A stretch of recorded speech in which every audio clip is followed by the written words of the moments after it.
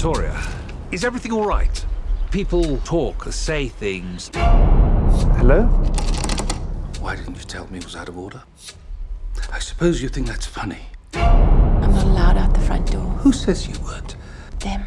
Who? Them. It was terrible out there. I could hear breathing. We told you. Are you worried about the man? They hate us. That's the truth. They want to kill and torture every one of us. You can see it in their eyes.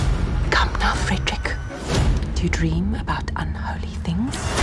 I really don't like what's going on here. There's something wrong, and that's a fact. Wait. What did you dream last night? This manifestation of evil. You must be delivered from evil.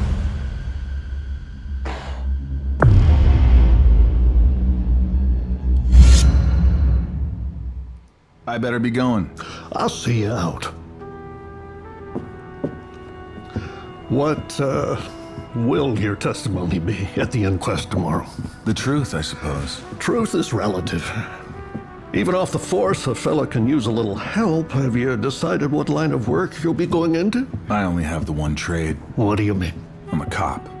A detective. I'm going private, that's all. Who with? The Pinkertons? You got something lined up? Just my own little agency. I see. When were you planning on getting started? Well, right away. Oh, that's a shame. That really is. How so? Oh, the paperwork on these matters. A goddamn shame. Red tape.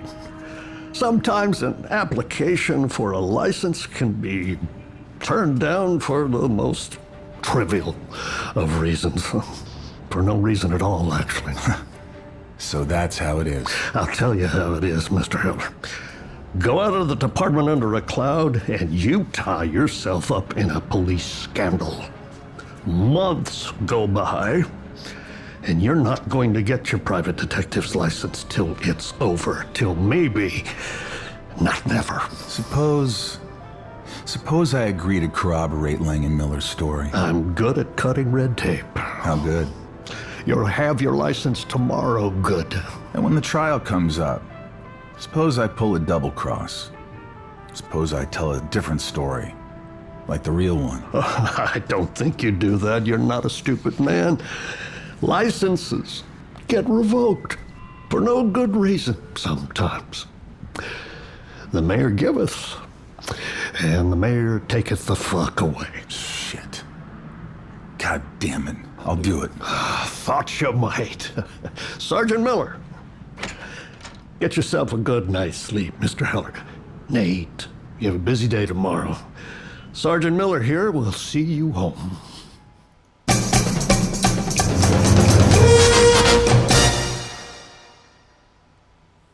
Although edited for television, tonight's thriller contains scenes of suspense and violence which may be unsuitable for young viewers. Parental discretion is advised. Observations of Robert Burnett.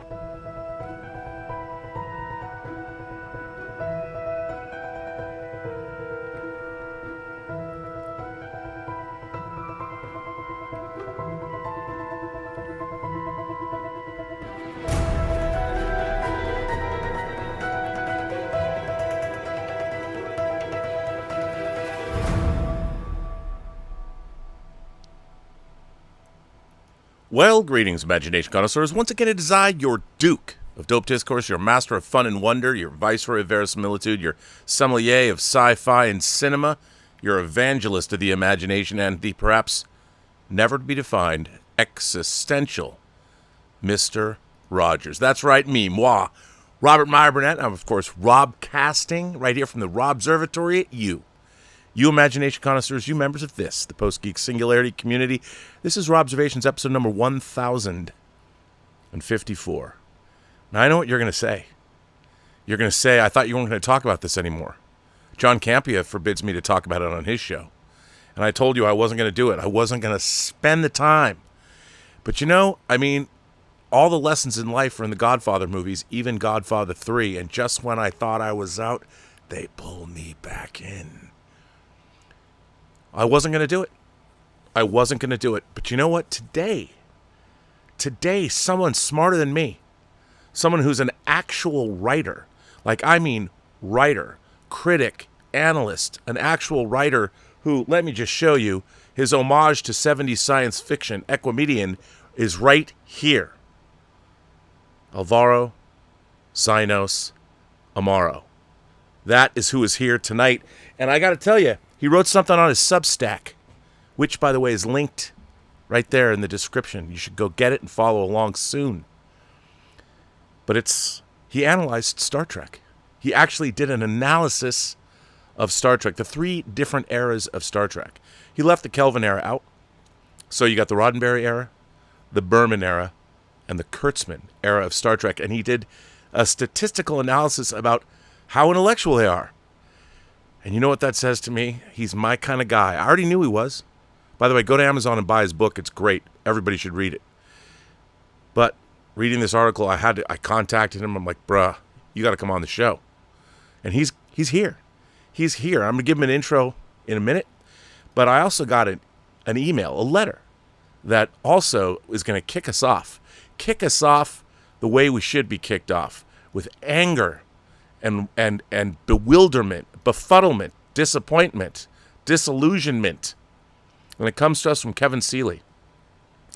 Dear Rob, feel free to read this letter during the show. This letter is in a response to episode 1051, your latest discussion on the quality of current Star Trek. Like you, I'm disappointed by the quality or lack thereof in current Star Trek, especially Strange New Worlds. The writing is juvenile, lacking in creativity, thoughtfulness, and intelligence. Season 1 of Strange New Worlds showed promise, despite what the writers have done with the Gorn. However, since then, it has only gone into a cesspool of sci-fi garbage, and is perhaps one of the worst written science fiction shows of all time. I swear to God, this is an actual letter. I didn't write this.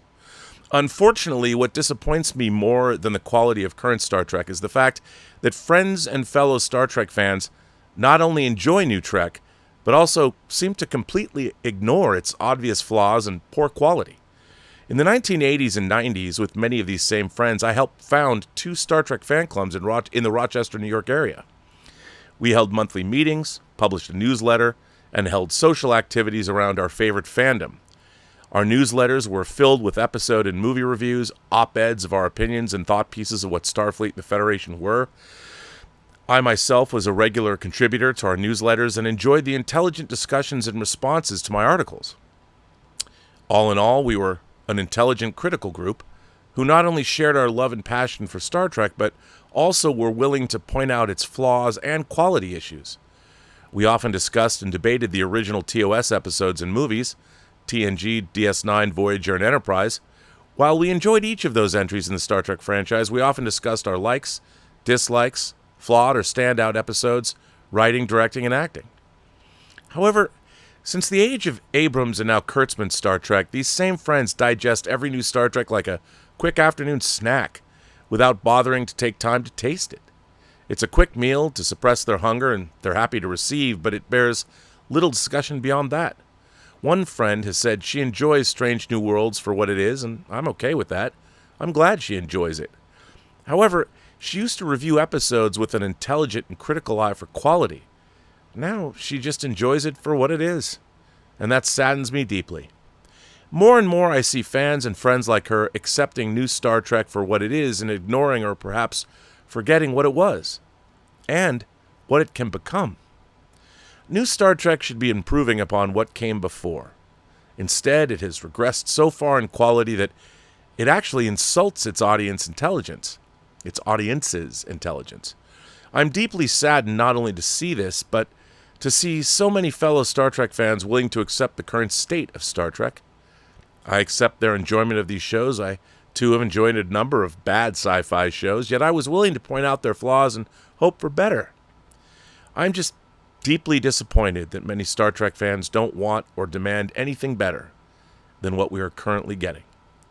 Thank you, Rob, for being a constant voice to the frustrations of those of us who know what Star Trek is, what it should be, and what it can become again. That's from Kevin Seeley, a lifelong Star Trek fan.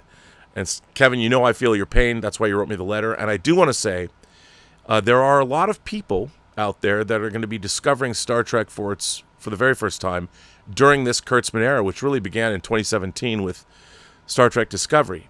And if you like the franchise based on seeing anything, whether it's Discovery, Prodigy, Lower Decks, Strange New Worlds, short treks, but God forbid the worst piece of Star Trek ever made was a 15-minute short treks episode. But I don't begrudge you that, and nor should anybody else. The franchise will take care of itself. All the way back to the 1966-67 season, you don't need me to tell you it's good or not. History has already done that. Star Trek has been judged in the annals of 20th century history, and the fact that they're still trying to make it, albeit not very well, is a testament to the success of the original 1966-69 seasons. The only 3 seasons that existed until the animated series and the movies. Now, I want to bring on a friend of mine who I have great admiration for. He's a very intelligent man. He is a lover of science fiction like none other. This is his first novel, but he's written a lot. And again, you can go to Amazon and get this. And get it now, Equimedian. And if you don't get it now, get it during the show or get it after the show. And Alvaro, I always say Alvaro, it's Alvaro. I'm just going to read you his LinkedIn. Dual career professional. 15 years in the corporate telecom sector working for a top 20 Fortune 500 company. And a Hugo and Locus nominated author. Specializing in science fiction, fantasy, and horror. Excellent analytical and presentation skills and consistent follow-through.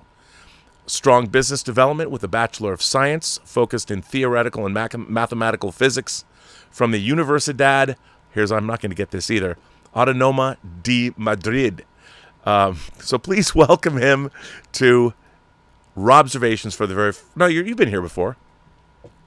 I was on the 1,000th episode. Yeah, you're on the 1,000th episode.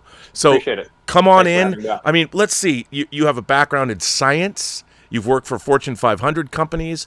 You've covered science fiction literature. You've written extensively on science fiction, and you're a published science fiction novelist now. But you also own every Star Trek book ever published. Well, I certainly have a more than healthy amount of those, as you saw from that picture.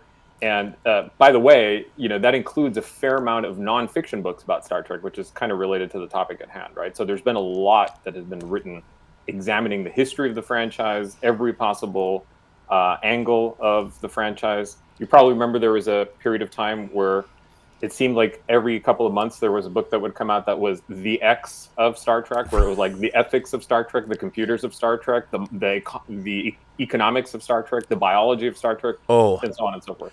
So, and like you, I read them all. Which means, I mean, it's sort of been in a weird way. There are Tolkien scholars. I would consider myself a scholar of Star Trek. As people know, on a professional level, I was a paid Star Trek consultant in the mid-'90s for Viacom licensing. I had to tell... I was very funny. I was hired specifically at the time. Viacom Games was making a Voyager game that Viacom licensing hated. The people making it didn't know much about Star Trek, so they needed to hire somebody from the outside to consult and say that the game was bad, so Viacom licensing and Viacom Games were not at odds with one another. So I was that guy. Then I worked on the Star Trek Experience. Then, of course, I made Free Enterprise, and for 3 years I worked for CBS making Star Trek documentaries with Roger Lay Jr. for the Next Generation and Enterprise Blu-rays. Now, what is your background with the franchise? Have you been watching it since you were a kid? When did you discover Star Trek? Yeah, I actually discovered Star Trek as a teenager, and my intro was season 3 of The Next Generation. So I started with TNG, watched that through the end, went back, caught up on TOS, and then followed up with the series in real time as ensuing spin-offs arrived on our screens. But in an interesting way, my history as a writer also dovetails with the history of my consumption of Star Trek. The very first nonfiction article that I ever had published was in my high school magazine in Munich, in Germany, where I lived at the time, and it was a review of Star Trek Generations, which was the first Star Trek feature that I'd seen, which I saw in the theater. and it was not a particularly complimentary review. Nor should it have been. So that's very interesting. I don't know if you've ever met my friend Mark Altman, who I made Free Enterprise with, but we saw Generations together on the Paramount lot. It was at the time the brand new theater they had built on the lot. Beautiful theater, and the presentation of Generations was beautiful. But as we walked out of the theater, and I had just met Mark. I'd met Mark at San Diego Comic-Con in the summer of '94. I had been a fan of his work for Cinefantastic. He was writing these very extensive year-end wrap-up articles about Next Gen that were like 100 pages long. And so Generations came out in November of '94, so I'd only known him for 3 or 4 months. And I thought he was going to have a heart attack at the end of Generations. He was ranting and raving and screaming, and I'm looking around at all the Paramount execs and the people in the theater. I'm like, bro, you got to calm down. We got to get the hell out of here, man. He looked like a beat. His head looked, and I'm like, I feel you, dude. We got to get the hell out, And he's like, God damn. It was just so. We built. So that's how you feel now about Strange New Worlds, right? Each week. Well, I felt the way a little bit about Generations as well. I mean, the thing about Generations, I think Strange New Worlds does in fact have, and maybe you might agree with me or not, a similar problem that Generations had. And the thing about Generations was, as science fiction fans, the science fiction fans that we are, one of the things I think to be a science fiction fan, especially when you're a fan of literature, science fiction literature, is the world building. And the great science fiction writers have spent a long time extrapolating on their world building, and they can explain to you, as I've always often said, the best fiction is always the most truthful fiction. And in order to buy into worlds, that's what Professor Tolkien was so good about. I mean, the entire Middle Earth was thought out top to bottom. He could tell you anything about any aspect of Middle Earth because he'd spent so literally years thinking about it. But when I was watching Generations, they have this conceit with the Nexus. And if you somehow find yourself in the Nexus, somehow this spacefaring energy ribbon, there has to be some kind of an intelligence in it because it makes judgments about you, or you make judgments about yourself, and suddenly you're in some Shangri-La universe or place that you've always wanted to be. I just didn't buy that. That was a bridge too far for me. I couldn't get past, like, if you have an alien intelligence that's doing that and has read your mind and put you in a spacefaring energy ribbon, I could go with that. But a spacefaring energy phenomenon can't read your thoughts, and if it does, it doesn't make value judgments about your memories. And then if it did, or maybe it's just you controlling the Nexus, Captain Kirk would not be living in a mountain cabin with his dog Butler and a woman we've never heard of named Antonia. And I was watching this movie, and I'm like, I don't buy any of this. I don't believe it. They have not made me believe.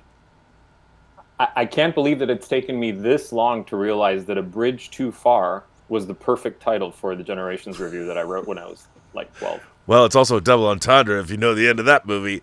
But no, right. I was surprised by it because, Brandon Bragg and Ron Moore had written All Good Things. Yeah. These series, which I thought was that would have been a great movie. They could have made that a feature film. And they admit themselves that they were completely burnt out and overworked. And the movie went into production just like weeks after the show ended. So they didn't really have time to refine the story. I mean, I liked the way it looked, and I liked the score. The score was pretty great. The cinematography was great, but the storyline was not what it should have been.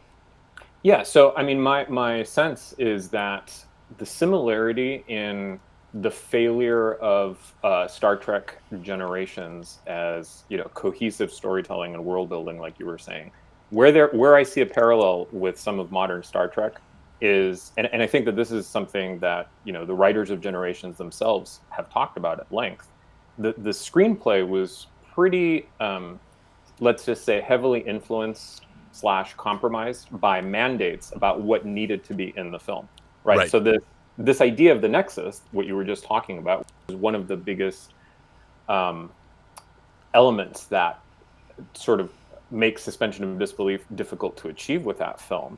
That was just something that they backed into because of the mandate of having to have these different characters from different eras interact and intersect in a particular way.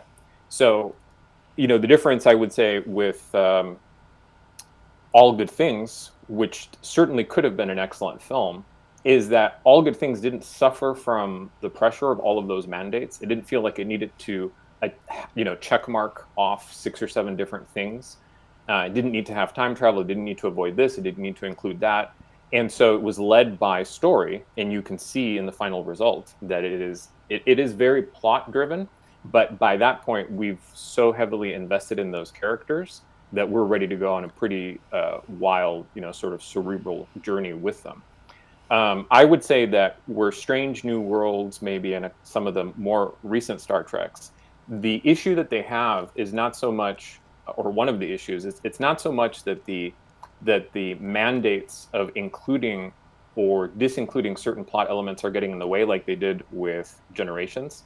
It's that part of the mandate seems to be to constantly comment on Star Trek itself. Which I don't understand. Where do you think that comes from? In doing that, I mean, Lower Decks, a lot of people, look, fans love comedy.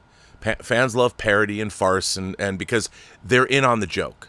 And I get it. It's a little narcissistic, but fandom has always been that way. But yet, especially Strange New Worlds, I know it's supposed to be a prequel series, but they have not done anything to forge their own identity.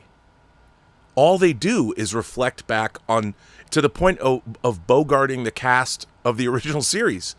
They haven't done what Roddenberry mandated with Next Generation to do, and Berman, was to give it its own identity. They wanted it to exist outside of TOS. And now the Kelvin movies are prequels, Discovery is this prequel, and they keep trying to rewrite. They gaslight us, going, nope, this is the actual canon now. And yet all they do is why do you think that is? Why are they all about commenting on? Is it because they have no original? They don't know how to write an original Star Trek story. They can only reflect back. I mean, what do you attribute that to? As a writer yourself, you'd never do that. So as I was watching the trailer for Starfleet Academy that came out recently. Did you get all the way through the 2 minutes? I certainly did. And, I was willing to go along with everything that was being shown, except for the last couple of seconds where they showed the supposed villain of this new show, played by Paul Giamatti, who is somehow whistling theme music of Star Trek itself. Right. So I think that very neatly sort of summarizes this entire issue, right? What does that mean? How would that exist? How would the character know about it? Is it just a coincidence that the music that we use in our world is the same as the music that he's... I mean, it raises so many questions from a storytelling perspective. But to go back to your question, I mean, I really think it stems from two things. One is that there is more of a tendency in a lot of material to comment on the nature of itself or to reflect back on other things. I think you can probably trace that back to postmodernism and just certain seismic shifts in storytelling that have happened over time. The other thing, though, I think that there's possibly a lack of confidence in the material forging its own identity, and in the people who are crafting that material thinking that the audience is smart, they're going to get it, the audience is sophisticated, they're going to understand what the tone is, and they're going to see that it's different, that it has its own identity, like you were saying with some of the Berman spin-offs, but that it is, another thread that's woven in that same tapestry, right? So I think that there's a lack of confidence to some degree that's also behind that. And yeah. Well, one of the things that bothers me is there is the character of Spock being the most egregious. They want to turn Spock into Sheldon from Big Bang Theory. They've saddled him with a learning disability. They've said he has a learning disability. When he turns human, Dr. Mbenga gives him his instrument, his Vulcan loop, his harp, and says, "Learn how to play this." And it's this weird idea that, the Spock we knew in the original series is not the Spock that we meet in Strange New Worlds. And I'm like, I don't know where that even comes from. Of course it is. Spock grew up with a female human mother, you know, and he knows. The thing about Spock was, in the original series, Spock was on top of it all. He knew exactly what was going on. He understood humor. He gave as good as he received. It was like he had to be the best of both worlds, so to speak. And that was what was so great about him. I mean, he had to be the best Vulcan in the world, and yet he had to also embody human qualities at the same time, because he was a man of two worlds. And that's, to do it the way he did it, and through Nimoy's performance, it was such a sophisticated, such a mature, and such an insightful portrayal. And one of the things that makes me angry is how they have denigrated the character of Spock so badly in the show. They've really diminished him. I mean, we're 24 episodes into Strange New Worlds. I mean, the first season of Star Trek in the original series was 29 episodes long. We're 24 episodes across 3 seasons, and he's now on to his 3rd girlfriend. And it's so not the character at all. And I feel like there's an incredible misunderstanding of Spock, especially. Everything is like these people believe that it's one thing without actually. I mean, clearly no one has sat down and watched all of Star Trek that makes most of these shows, except with maybe the exception of Kirsten Beyer and maybe Jonathan Frakes, who directs. But I can't believe that Spock, the way he's been so mischaracterized on the show. I mean, I always I hark back to 2 things. In the first season, there's this great episode called This Side of Paradise, when the Spores episode, where Spock is hit by the spores and meets a woman that was in love with him on Earth, but he couldn't return her feelings, and then they get to have a relationship because Spock's control over his emotions has been compromised. And it's done in such a beautiful adult way. And at the end of that episode, when Spock admits and remembers what happens, and he says, for the first time in my life, I was happy. And when you hear it, it's like, oh, man. I mean, it cuts to the heart. And it is not at all soap operatic. It's really meaningful. It is adult. It is intelligent. It is sad. It is melancholy. It is all those things. And it makes us, the viewers, feel that.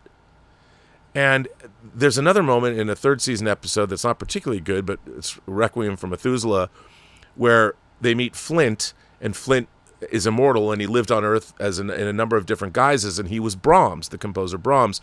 And Spock sits down at his harpsichord, recognizes, he reads sheet music from Earth, recognizes it as a Brahms waltz, and begins playing it on the harpsichord.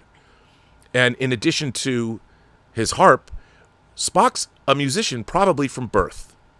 And that's how sophisticated he is when it comes to his music. And to have a character just casually give him, hey, Spock, you should take up music.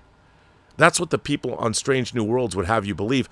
I want to put my face, Videodrome style, right through the screen of my TV when I watch that.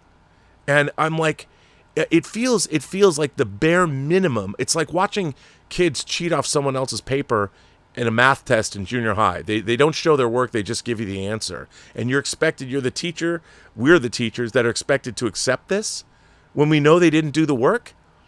I mean, if you work on a franchise, at least if you're going to write about Spock, at least do the minimum amount of effort and watch some Star Trek episodes. Am I wrong? Again, I think that part of this probably just comes from a larger issue of aesthetics. With the huge popularity of superhero movies, I think part of what you're describing is an approach to using characters which is much more in line with a sort of multiversal, polyvalent reading of what a character is. In the same way that in comic books, readers are very comfortable with different versions, different variants, different interpretations, different tones in the way that their protagonists are rendered. That seems to be a little bit of the aesthetic that has seeped in to the Star Trek franchise. So while technically this is supposed to be the same Spock, we're supposed to see or somehow experience or perceive this Spock through the lens of an audience that is accustomed to seeing characters as being able to be molded and shaped by the narratives that they're in, as opposed to being, steadfast in their values and in their resolutions. And I mean, to some degree, I think that the writers are in a difficult spot because really ideally what you would want to do is create a character that is as memorable, if at all possible, as Spock, right? You'd have to create a character like that, and it would take a lot of time, and you'd have to be very careful and very deliberate, and that character would have to go through a lot of adventures or stories for the audience to become invested in their fate. So instead of doing all of that work and admittedly, pursuing a very risky sort of gambit, the writers decide to lean on the characters that are already well established. But the issue, I think, is that they want to reap the benefits. They want to take advantage of the import that comes from legacy, but they don't want the responsibility of history. Mm-hmm. Well said. But it's not just that. I mean, I think that it's not just that it's like they want to be unshackled. Look, we didn't ask them to do a prequel series about Captain Pike. We didn't ask that. And they thought because people liked Anson Mount as Pike, and no doubt the cast is great. Right. Ethan Peck is terrific as Spock. It's just he's completely let down by the material. The character is denigrated at every turn, and the fact that they've even spent let's do a crime thriller, but the idea that the reason that happened was that you can go back and you could look at allegorically how many times have invaders from the old world come into the new world, or the Spanish coming over to Central and South America, and Christopher Columbus and the horrible events that resulted because of that contamination. And yet it's done in a comedic way, but it's also done in a very intelligent and smart way. In addition, even the comedy in A Piece of the Action is funny. It's highbrow comedy. It's not ever at the expense of the characters. It's all situational. And you can get zinger one-liners, like when Spock says to Kirk, who can't drive a stick, "You're an excellent starship commander, but as a taxi driver, you leave much to be desired."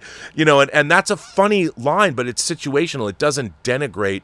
You're not laughing at our characters. You're laughing with the situation. And that, to me, is my favorite kind of comedy, and it's harder to write. And even The Trouble with Tribbles is about an ecological catastrophe that's averted. Klingon spies, that the Federation and the Klingons are vying for control of Sherman's planet. There's a lot of interesting things going on that are analogous to stuff that was going on during the time in which the episodes were made. But I feel that there's nothing like that in modern Star Trek. Well, I mean, I think again, there's pockets of Star Trek is all over the place, and I think that's part of the issue, right? That it's a little bit more difficult these days to tell exactly what Star Trek is. But I want to go back to that phrase that you just used, which was cultural contamination, because in a way, I think cultural contamination is a useful concept to get a little bit of a handle on some of the history of Star Trek, in the sense that the original Star Trek, and particularly a lot of the Berman era work that followed, in a way, it went against the grain even then. If you look at the writers, a lot of them writers who had good literary credentials that worked on the original Star Trek, the types of stories that they were telling in the Star Trek universe were not the types of stories that were considered cutting edge or more exciting from a literary perspective at that time. And by the time you get all the way to Next Generation and Deep Space Nine, where on the literary side, science fiction had gone through the new wave, which is a lot of what my novel Equimedian deals with, to cyberpunk and the new space opera and things like that. You can see that Star Trek was still going against that grain, because Star Trek wasn't becoming cyberpunk. Star Trek wasn't becoming new wave. No. Star Trek was, it was essentially trying to maintain the original DNA that Gene Roddenberry had instilled it with. And I think that you can start to see, so for instance, you mentioned the Brahms.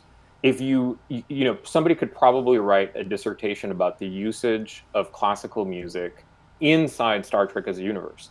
And you can see that all the way through the Next Generation, classical music was actually foregrounded, and there were specific pieces that were mentioned. Picard might be listening to music in Star Trek First Contact, and so on and so forth, right?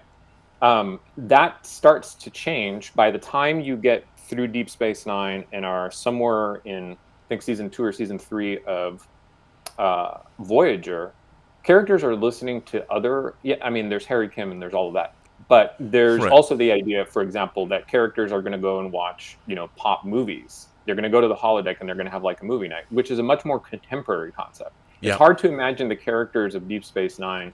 I mean, you could make the argument that with the James Bond elements, that was where they started to more aggressively acknowledge other franchises in popular culture. So there was some cultural contamination, quote unquote, already there. But it's difficult in Star Trek The Next Generation, particularly, to imagine that those characters in their free time, when they go to the holodeck, they're doing like Shakespeare plays and things like that. They're not engaging with pop culture of centuries before that has been long forgotten. So I've always hated that trope, because we don't engage much other than, classical music we do engage with that's hundreds of years old. Right. And there is, one of my favorite movies is Amadeus, which is, about Mozart. Right. But the thing about that is Star Trek, like you pointed out, by the time you get to Star Trek 09, the young Kirk is playing the Beastie Boys. Which becomes a substantial plot element in Star Trek Beyond, right? Which, and to me, that really denigrates, it sort of takes away from, like, if I was making Star Trek, I would have created a fictional band that somebody was a fan of that was from a different star system, that you would have coined some phrase that instead of punk or rock and roll, it would have been something else. It would have been an opportunity to creatively world build and create something new that we'd never heard before. It's like a throwaway gag, like when you go to watch Star Trek 4. You learn a T. Planahoth, matron of Vulcan philosophy, or whatever. It's just something that they throw out there, and then someone later on in Star Trek Online they'll use that name and they'll make a starship out of it, which means that the creation. What I always loved about Star Trek is it was very insular, and one thing that was in universe led to something else that was in universe. Like the Vulcan shuttle in Star Trek: The Motion Picture. This was named out, the Surak, and it would all feed on itself, and it became, to me, using our pop culture was always wall breaking and bothered me, because it showed it to me. It said, these writers, there is a lack of creativity. Even that was another funny thing. The eugenics wars and Khan Noonien Singh. The fact that we have a character that's a descendant of Khan Noonien Singh, who's one of the main characters on Strange New Worlds, makes no sense at all to me. That's just like Akiva Goldsman slamming his Oscar down on the desk and saying, wouldn't it be cool if we reference Khan in this way? And the answer to that is no. That makes no sense at all. And they've changed the timeline, and this weird idea that people keep saying, well, how do we explain that the eugenics wars didn't happen in our world? And I've never understood where that came from. Like, Star Trek is not our world. It's similar. It's an alternate universe, but even when Gary 7 comes back, there was never an orbiting nuclear platform that almost started World War III, where he had to go fix a Saturn V rocket. I knew that was, and Roberta Lincoln and Gary 7 were supposed to have a spin-off show. It was a backdoor pilot. Assignment Earth was a backdoor pilot. That wasn't our past, or at the time, our contemporary. It was an alternate future, and Star Trek always made references to, Captain Christopher, when he finds out that his son is going to lead the first mission, the first Saturn mission. There's a whole history that Star Trek has that's unto itself that isn't ours. And yet, when somebody comes in and tries to insert pop culture like the Beastie Boys into the show, to me, it always diminished Star Trek. Always. Because it made it less original and less imaginative. Well, it seems like those items are being used as storytelling shortcuts. Right? Absolutely.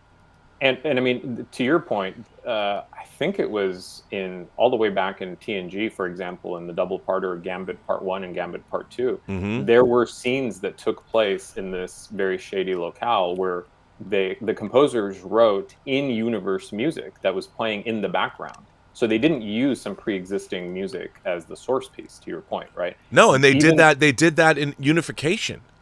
You know, they have Klingon operas, and that woman was right. who at they the do that, and they follow that thread in Deep Space Nine. You know, Worf's affinity for Klingon opera. They have harp music that's all invented. So the idea that you would want to develop that element where musically you can continue to add texture to your world building, that's actually a rather sophisticated notion. That, but I mean, it requires time, it requires thought, and it requires also intelligence on the part of the showrunners. And imagination. And Star Trek has a long history of it, and you wonder, why the fuck did somebody go, let's put in the Beastie Boys?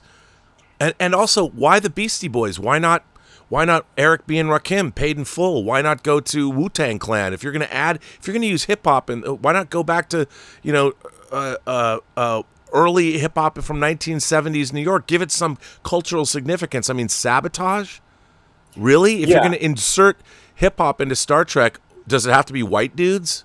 Why not go back to like some real, Cool Herc? Go back to the Sugar Hill Gang. Go back to somebody from early New York. Somebody really that you'd have to do a dumpster dive. You have to go dig through vinyl crates to find some really obscure piece of hip hop that would have shown that these people, instead of somebody, I mean, Sabotage. That's like top 40, top 10 hip hop music. You can't go and it's not even. I mean, don't get me wrong. I love the Beastie Boys. I first saw them with Madonna on her first tour. I saw on the License to Ill tour when they had the pneumatic penis or pneumatic. That's a memory device. A pneumatic penis going up on the stage. That was when I first saw Beastie Boys. I love the Beastie Boys, but really, and then they use this frequencies of Sabotage to save the ship from the alien. I mean, it's like, come on. I mean, you've left. What I don't understand is how come the people making Star Trek look at that, and we spent $200 million on this movie, and we're going to use the song Sabotage to solve our problem. That's our Deus Ex Machina. I mean, please, you people are not smart. I'm sorry, that's a rant. Again, I think that there's changes in storytelling trends that in some ways I think mirror changes in the way that people's brains have been rewired by a lot of social media usage, right? So we talk about, not to get on a whole side topic, but I will tie this back. No, we can. This show is all about side topics. We'll go back to what you were saying, but I think that with social media, sometimes people engage in hostile or aggressive behavior online. Not necessarily even because they've been trained to do that by the algorithm, but because they're trying to provoke some kind of intimacy, and violence is a quick way to become intimate with someone. And that, there's a lot of reasons why that might be the case. But there's a parallel, I think, where in storytelling, there's the desire to use shortcuts, and there's an impatience. So rather than trying to build emotional intimacy with the audience, you're being very polite. Through more artful storytelling, we'll just plug in. We'll just do some needle drops. It seems to work for people like Tarantino. It seems to be very popular on these other shows. So we're going to use that same model. So this goes back to what we were talking about, where if Star Trek was always to some degree going against the grain has just changed more and more and more over time. And it would really, I think that there's probably concerns that if you made a Star Trek show that was in the vein of anything like the Berman era stuff, it would be considered slow, regressive, elite, uninteresting, dull. And there's the famous quote by Nick Meyer. You've probably read it, where he talked about Star Trek being the shape of the bottle, and each different incarnation of Star Trek being a new wine or a new flavor that you get. Sure. But the shape remains the same. And I think that what happened is that as pop culture evolved, again, a lot of superheroes and multiple other trends that have changed the expectations of mass audiences, the people behind Star Trek, rather than just simply trying to continue making new flavors using that same bottle, They said, well, what if we just have a shape of the month? What if we just make up random shapes and see which ones stick with the audience and which ones don't? So at that point, you've lost, it's different flavors, but you've also lost the structural container in a way. And the entire aesthetics of your franchise have changed. So this is where I think somewhere, I believe it was in one of the special features. I don't know if you worked on this one or not, but if you go through all of the special features of the Enterprise DVDs, there's an interview with one of I think it was Brandon Braga, who talks about how the network at one point wanted them to have a boy band in the mess hall. Oh yeah, that was our interview. We shot that at Rick Berman's house. They talk about and yes, right. that is true. That was part of our special features, and they thought that they were thinking about 10 Forward, but they thought, we can put a modern band on. We can have a new band, a new boy band or whatever, NSYNC or Britney Spears would be on the show every week. And there was no consideration to the narrative purpose that would serve, right? Or the fact that they'd have to go back to Earth every week to pick up the band or whatever. Right. None of the world tour.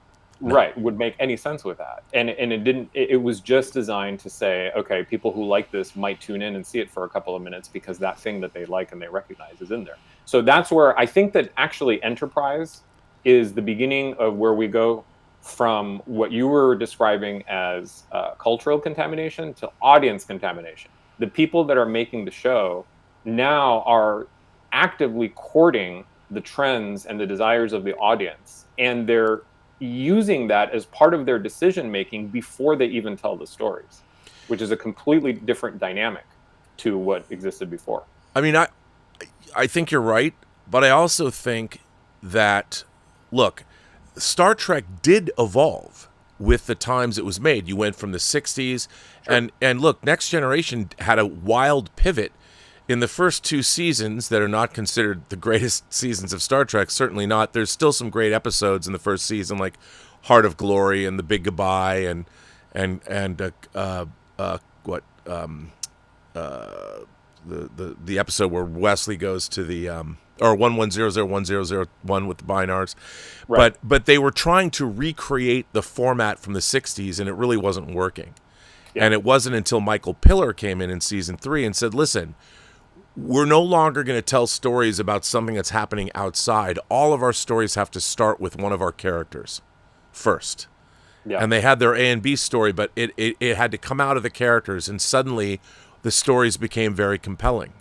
And they weren't so interested in the interpersonal relationships of the crew certainly played into it, but nobody was focusing on a romance between. I mean, they played funny things with Picard or Crusher in their past or things like that, but it was never the focus of an episode. Not really. There was an external person who would come on, and that external, like Odan, which was the first person we saw that was a Trill in Next Generation, and the shared, the symbiote was replaced, and the new symbiote the new host was a woman, and that was pretty interesting. That was certainly a modern story that they would have loved if it was on today, although they would have probably complained about the actor that portrayed the parts. But I mean, they still, and then they delved into serialized storytelling in Deep Space Nine, right? And the last 4 seasons of Deep Space Nine are incredible. And then Voyager kind of suffered from an identity problem when it tried to do both, right. and it didn't really do it effectively, and also it kind of had a writing issue as well. But I think that Star Trek could absolutely have evolved, but what they're trying to do is there's this weird idea to try and recreate classic Star Trek by doing it episodically, but they're doing it as if it were a Joss Whedon show. They're going back and because all the writers love Buffy and Angel, and you watch the people that write these episodes and their past experiences. Whenever they were writing on fantasy shows, they're writing for the fucking Magicians, which is just another Harry Potter in school type of a show, or Buffy or Angel or any of these other things. And there's an emphasis on the interpersonal relationships of the crew rather than telling a compelling science fiction story. Because I don't think the people writing Star Trek, look, you've read science fiction, you're a scholar of science fiction literature. And it's the people that wrote the original Star Trek, half of them were well known, whether it was, Robert Bloch, or whether it was Richard Matheson, or rather, obviously, Harlan Ellison, despite the fact they changed his story. Theodore Sturgeon. Didn't he coin the phrase "Tanstaffel"? the half of everything is crap or whatever. Or there ain't no such thing as a free lunch as Tanstaffel is something that I think he had said. But there was so many different. Even Dorothy Fontana, one of the first great female writers on Star Trek, began and defined the Vulcans on that show. Yeah, I mean, it's interesting, but again, I think that we can sort of use that metaphor from before, right? So to some degree, the evolution that you're describing in the beginning of and the first rough seasons of The Next Generation, they had the same shape of the bottle, and they were trying to recreate the same flavor of the beverage as well, and then they saw that wasn't working. Now, to some degree, I think that The Next Generation was really smart and also kind of brave and confident in their writing team, in that once they figured out the new flavor that was working with their characters and with their aesthetics that were prevalent at that time in storytelling on television, what they did was they just kept refining it. And occasionally some of the refinements would fall flat, but for the most part, it got better and better and better. And they also exhausted a lot of the possible, more high concept ideas as they did that, which meant that it was always going to be more difficult to come up with equally interesting ideas because the great ones had already been used. Right. And I mean, to some degree, when I say bold, I mean, I remember, again, special features that you worked on. If you go back and you put yourself in the time and the place when Cause and Effect came out, people were calling into the network because they thought that there was a mistake, right? They didn't understand. There had been no popular versions of time loop stories. So they're like, there's something wrong with the broadcast. They keep showing the same scenes over and over. But what was fun and smart about that show is they knew the audience. They were playing with the audience, and they knew the audience would be disoriented. Well, I think that they were very astute in gauging the IQ of their audience, and then pitching just slightly above it at the right, often enough that people would be stimulated and they wouldn't see things coming. Once in a while, again, you get more, silly shows like The Crew is going to be children now. Okay, that's not, it's a high concept, but it's not particularly meaningful. Or, Deep Space Nine, one little ship. Okay, you're going to miniaturize, you're going to do Fantastic Voyage. Sure, right. You're going to do homage to all of those different concepts. But at least they had seen Fantastic Voyage. Right, and they would acknowledge that, and they would write something that was a little bit better than that.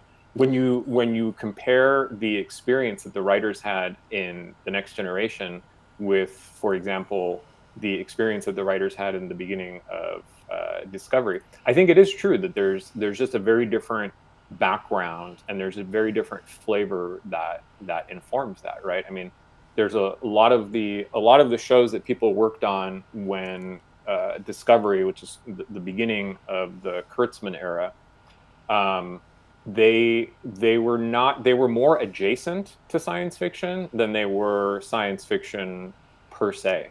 And you had much more of, like things like Troll Hunters and Ninjago and the originals, and like you said, the Magicians. It was just a lot more of a concoction that was being brewed out of YA, fantasy, and action comedy tropes, rather than more classic or philosophical science fiction. Well, I guess what leaves a bad taste in my mouth is Discovery was essentially stolen from its original creator, which was Brian Fuller. And, there was over 150 pages of outlines for the first 13 episodes of that show. Right. And he wrote the first episode and Nicholas Meyer wrote the second episode. Right.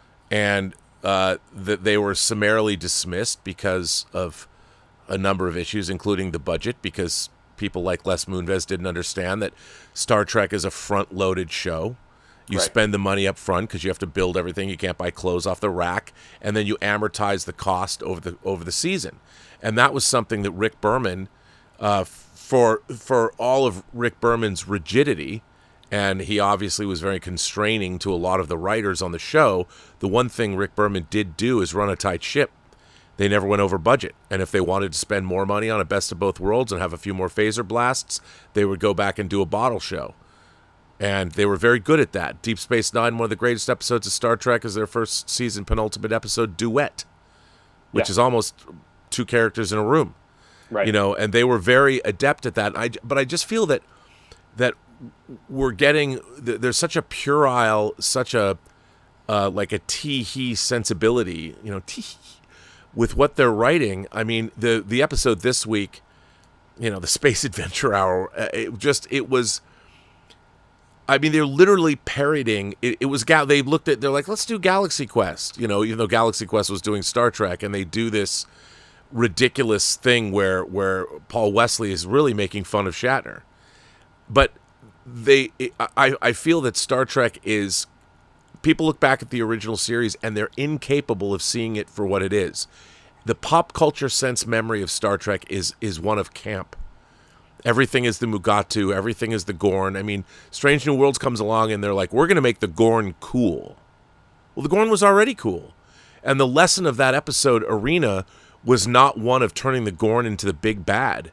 Where and again, if they had done something interesting, if they had thought, I mean, the comic books have done way more interesting things with the Gorn than these TV writers, because they just ripped off Alien.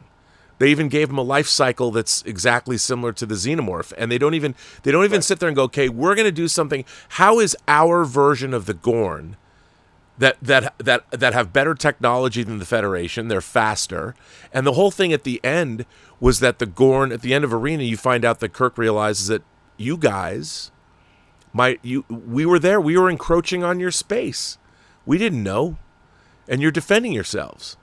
And that was an interesting thing, because they immediately told you that the Gorn were not villains. That's why Kirk spared the Gorn captain's life. He didn't have enough information. The point of that episode was that Kirk realizes that there has been a misunderstanding here. And right when he's going to deliver the killing blow, he says, you know what, I'm not going to kill you. And he's thinking about the immediacy of the Gorn, and then the Metron shows up, a super advanced alien race, and says, wow, this is interesting. We scanned your ships, but there was nothing in your immediate memory banks that told us you had a quality of mercy in you. Right. So Kirk is just thinking about killing the Gorn captain and Cestus 3 and what's going on, and you know, and he'll deal with the Metron later. But that episode, when I was a kid, was shocking to me, because the first time I ever saw it, I'm like, kill that motherfucker. And then when he stops, it's like, oh my God, my hero, James T. Kirk, knows something I don't know. And he's teaching me a lesson, and then he's not thinking he's trying to impress the Metron. And then the Metron shows up and goes, wow, dude, you didn't kill that guy. We would have thought you guys were, I mean, the Gorn would have killed you, but you didn't kill him. Interesting. Maybe we can be friends in 1,000 years. That was Star Trek. You know, and that was what was so great about the Gorn episode. And these people look at the Gorn and they decide, we need a big bad. Where did they get that from? Fucking Buffy and Angel. Who's going to be the big bad of our season? The Gorn. And I would offer, where did that even come from? Because you think you're going to turn that. Why not come up with somebody new that we've never met before? Because that would require a lot more time, and again, you'd have to build up the investment. You mean the writers would actually have to write what they're paid for, what the WGA says, rather than all they do is steal other people's characters. I mean, in one episode this season, we got Trelane and Dr. Corby. I mean, you're ripping off What Are Little Girls Made Of, and you're ripping off the Squire of Gothos. Right. In one episode. And it's like, are you kidding me? And then what you've done is, when people go back and watch, you watch original Star Trek and they meet Trelane, the real Trelane, William Campbell is Trelane, and they meet Roger Corby, those episodes now are contaminated by, I hate to say it, those poorly written versions of those characters. They bogarted Harry Mudd for Discovery. Right. I mean, it's like, and look, they're not doing them better. You know, Rainn Wilson, fine actor, but he's not Roger C. Carmel. Right. And I ask, and they've done this. They had to bring Pike and Spock aboard. You know, Discovery. They had to saddle Spock with a sister. and someone's going to go, well, they gave Sybok, Sybok's a half-brother to Spock. But they didn't say that Michael Burnham, made Spock the man he was. Why do these writers, why don't they want to create their own? And by the way, it was Brian Fuller who created Michael Burnham, not Alex Kurtzman.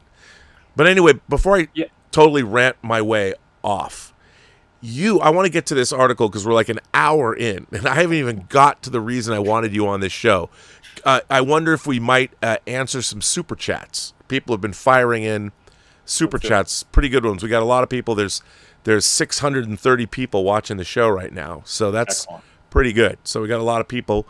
And by the way, before I get to super chats, Equimidian is the book. You can go get it on Amazon right now. I don't know if you can get the hardcover, but you can certainly download the soft cover or get it for your Kindle right now on Amazon.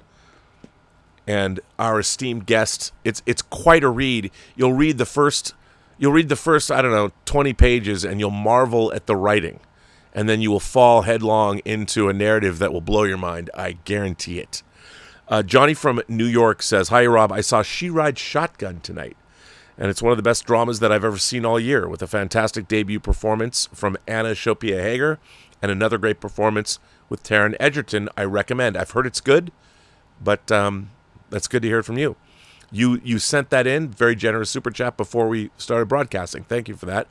Played Out says, Kurtzman tasks me. Yes, he does. But I'm not going to chase that motherfucker around the moons of Nibia, around the Antares Maelstrom, around Perdition's Flame. I've already given him up. I'm just saying. And so should you. And so should Paramount. Shout Section Big Band says, Star Trek's problem is not specifically that it has become woke or politically incendiary, though that's a byproduct. It's that it's become so surface level in all regards that it doesn't challenge us. It won't inspire anyone. Its own fairly carefully established universe is misunderstood or disregarded, which for me smashes verisimilitude. I've got more. I'm going down. Kurtzman's storytelling taste seems so dude, bro. Terry Metalis' Titan crew felt fleshed out and real. You mean this Terry Metalis? Gosh, those original characters were great. And they were. Even when they gave Geordi's daughters were two great characters. They were great. It was if I was put in charge of Star Trek, it would take me 3 seconds to contact you, RMB. Well, thank you for that. I appreciate that. What do you think about that? What do you think about what he had to say? Yeah, I mean, again, I think as we were talking about, with part of I think what the audience is feeling is that they're not being challenged and they're not being stimulated. Right. So things are derivative because they're copies of other things. And again, the shape of Star Trek is just being the templates that are being used to forge the new shapes of Star Trek are templates that are being borrowed from other things. They're not even new templates that are being created for the show. No, and there should be, because it should reflect our time now. They can do all kinds of different things. Yeah, and I think also related to this, again, maybe more of a production issue. You were mentioning the rough seasons of The Next Generation. There was obviously a lot of turnover in the writers. Famously, that's been documented. It feels to some degree that there's also been significant shakeups, particularly with Discovery and with Picard, to the degree that each season of those shows almost feels like a new show. And so while theoretically that would open up more storytelling possibilities and potentially allow you to correct course, it also comes with the baggage of the growing pains of a first season every season, right? So you're like season 4 into a show and you still have the growing pains of the first season because you have a lot of new writers that are making that. The other thing that I think also ties to some of these super chats is the way that the architects of the franchise today seem to envision it is that they want to create different flavors and they want to fragment the franchise instead of unifying it. That's very astute, I think. 200 Watt Studio says Kirk should have took command of the Enterprise D in Generations while Picard was on the planet. Totally agree. It could have shown that command ability is the same in any generation. Kirk died on the wrong bridge. I couldn't agree more. I'm sure you probably like that as well. This next one, Darth Plato says Star Trek, Starfleet Academy is Star Trek lobotomy. It certainly doesn't feel like it takes place in the 32nd century. Let me ask you this. See, to me, I've been banging on about this, that I love movies and TV shows set in school.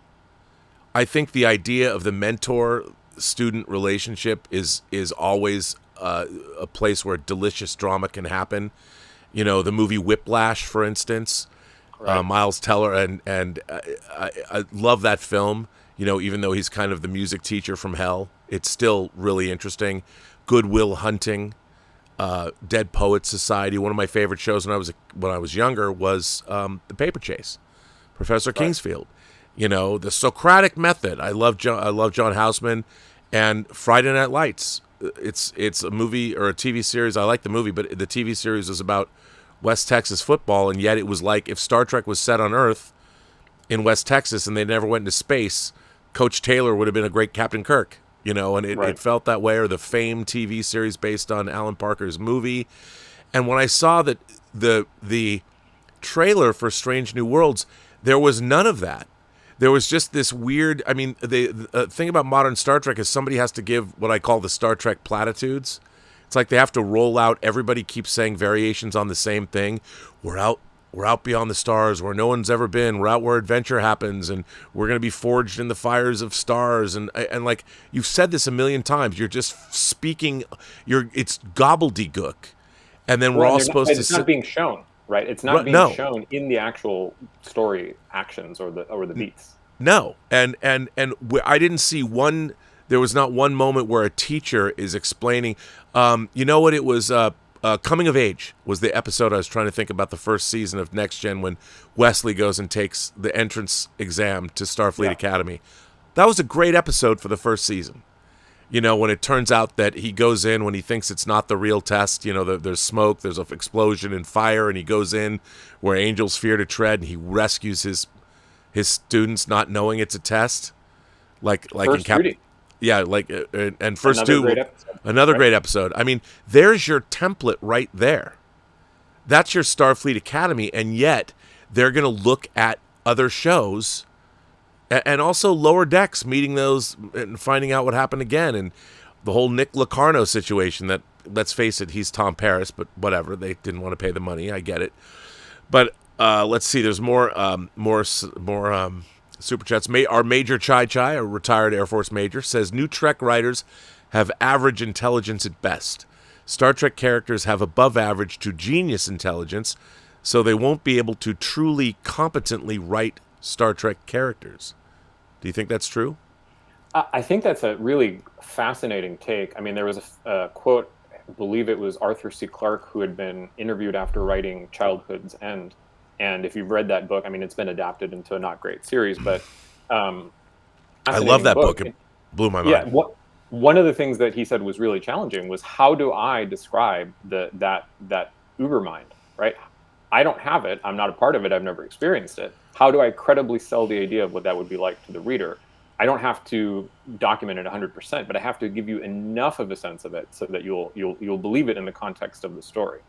And I think that one of the things that, when you go through the roster of the writers that worked, particularly in the Berman era shows, you see that there's a lot of cross-pollination. In other words, the percentage of writers who were cross-series writers was quite high, which led to a certain amount of sort of background world building that was very solid. The lore was very consistent. But more importantly, to Major Chai Chai's point, I think that by pitching their intelligences together, by combining their intelligences, they were able to come up with things that were significantly above average intelligence. The writers in the shows today seem to be operating in more siloed models, where each show has its own discrete writer's room. They don't talk to each other very much. You might get the occasional writer that crosses over, or Akiva Goldsman or Alex Kurtzman's name will appear as a story credit. But it's a completely different model. And so I don't think that you're getting the benefit of that synergistic or more symbiotic relationship that the writers' rooms used to have. No, I think you're absolutely right. I also think, too, that you're talking about, I mean, Next Generation is, it's pushing 40 years old. You know, in 2027, it'll be 40 years old. And if you think about, the people had a very different experience, you know, growing up as a child when Ron Moore's around my age. And, right. You know, we were children of the Vietnam era and watching a lot of our pop culture was about Vietnam. I mean, when Apocalypse Now came out, I didn't even know what the word apocalypse meant when that movie came out. I had to figure it out, you know, like, what does apocalypse mean? It sounds so great.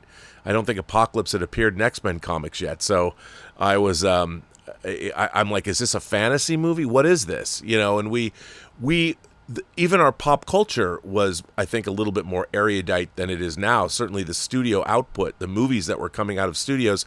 You know, I learned who Patty Chayefsky was after seeing Network, a movie that's only grown in stature and truth as the years have gone by. Yeah, I mean, and again, looking at the writers' rooms in the beginning of the Berman era, I mean, you had a number of writers, to your point, who were more versed, even writers who didn't have a lot of credits. They were passionate about the genre, and they were steeped in the genre. So They may not have proven themselves professionally, but they had the background. They had internalized the language of the genre. And you even had writers, I think, like, didn't Nareen Shankar have a physics PhD? Yeah. I mean, you know, Bormanis. There were a bunch of other people who were heavily versed in science as well, which lended more credibility, and they knew what was more gobbledygook and what wasn't. Yeah, and like, I mean, you're educated in overseas, and your knowledge of these works are extensive. What I don't see any, there's not even a cursory feeling that any of these people know anything about science fiction. I mean, science fiction is a literary genre, and I feel that in order to work on a science fiction show, Star Trek's DNA is literary. And yeah, they did things like Run Silent, Run Deep, you know, and Balance of Terror, but the people writing stories for Star Trek in the original show had a literary pedigree that I think Star Trek desperately needs. Because the people that are of age writing it now in their 30s and 40s have only ever watched a lot of TV. And the science fiction movies they've seen, you know, we don't have a lot of, it's only now that we're getting things like Dune and Foundation, and David Lynch's Dune might not have done it for some people. I don't know if they watched it anyway. John from New York says, after I saw Into Darkness, I haven't watched any new Trek, and I'm honestly not missing anything. Man, I miss Berman. So funny to hear people say that. Doc Civil says, Kurtzman can't play Fizbin. It requires intelligence. They don't even have the wit to come up with. I mean, the idea that Captain Kirk made up a card game while he was trying to escape captivity. I would love to see them write something like that today. Yeah, I don't know. But now I want to get to this on your Substack. You wrote an article that I came across because Bill Hunt tweeted it out. I didn't catch it, but your Substack, The Gulf of Selves. Again, the link to this is in the description below, so you can follow along. You wrote a piece called Star Trek's Intellectual Integrity. I mean, I read that and I'm like, oh boy. It's like Flounder in Animal House. Oh boy, is this great. I didn't even know what it was yet.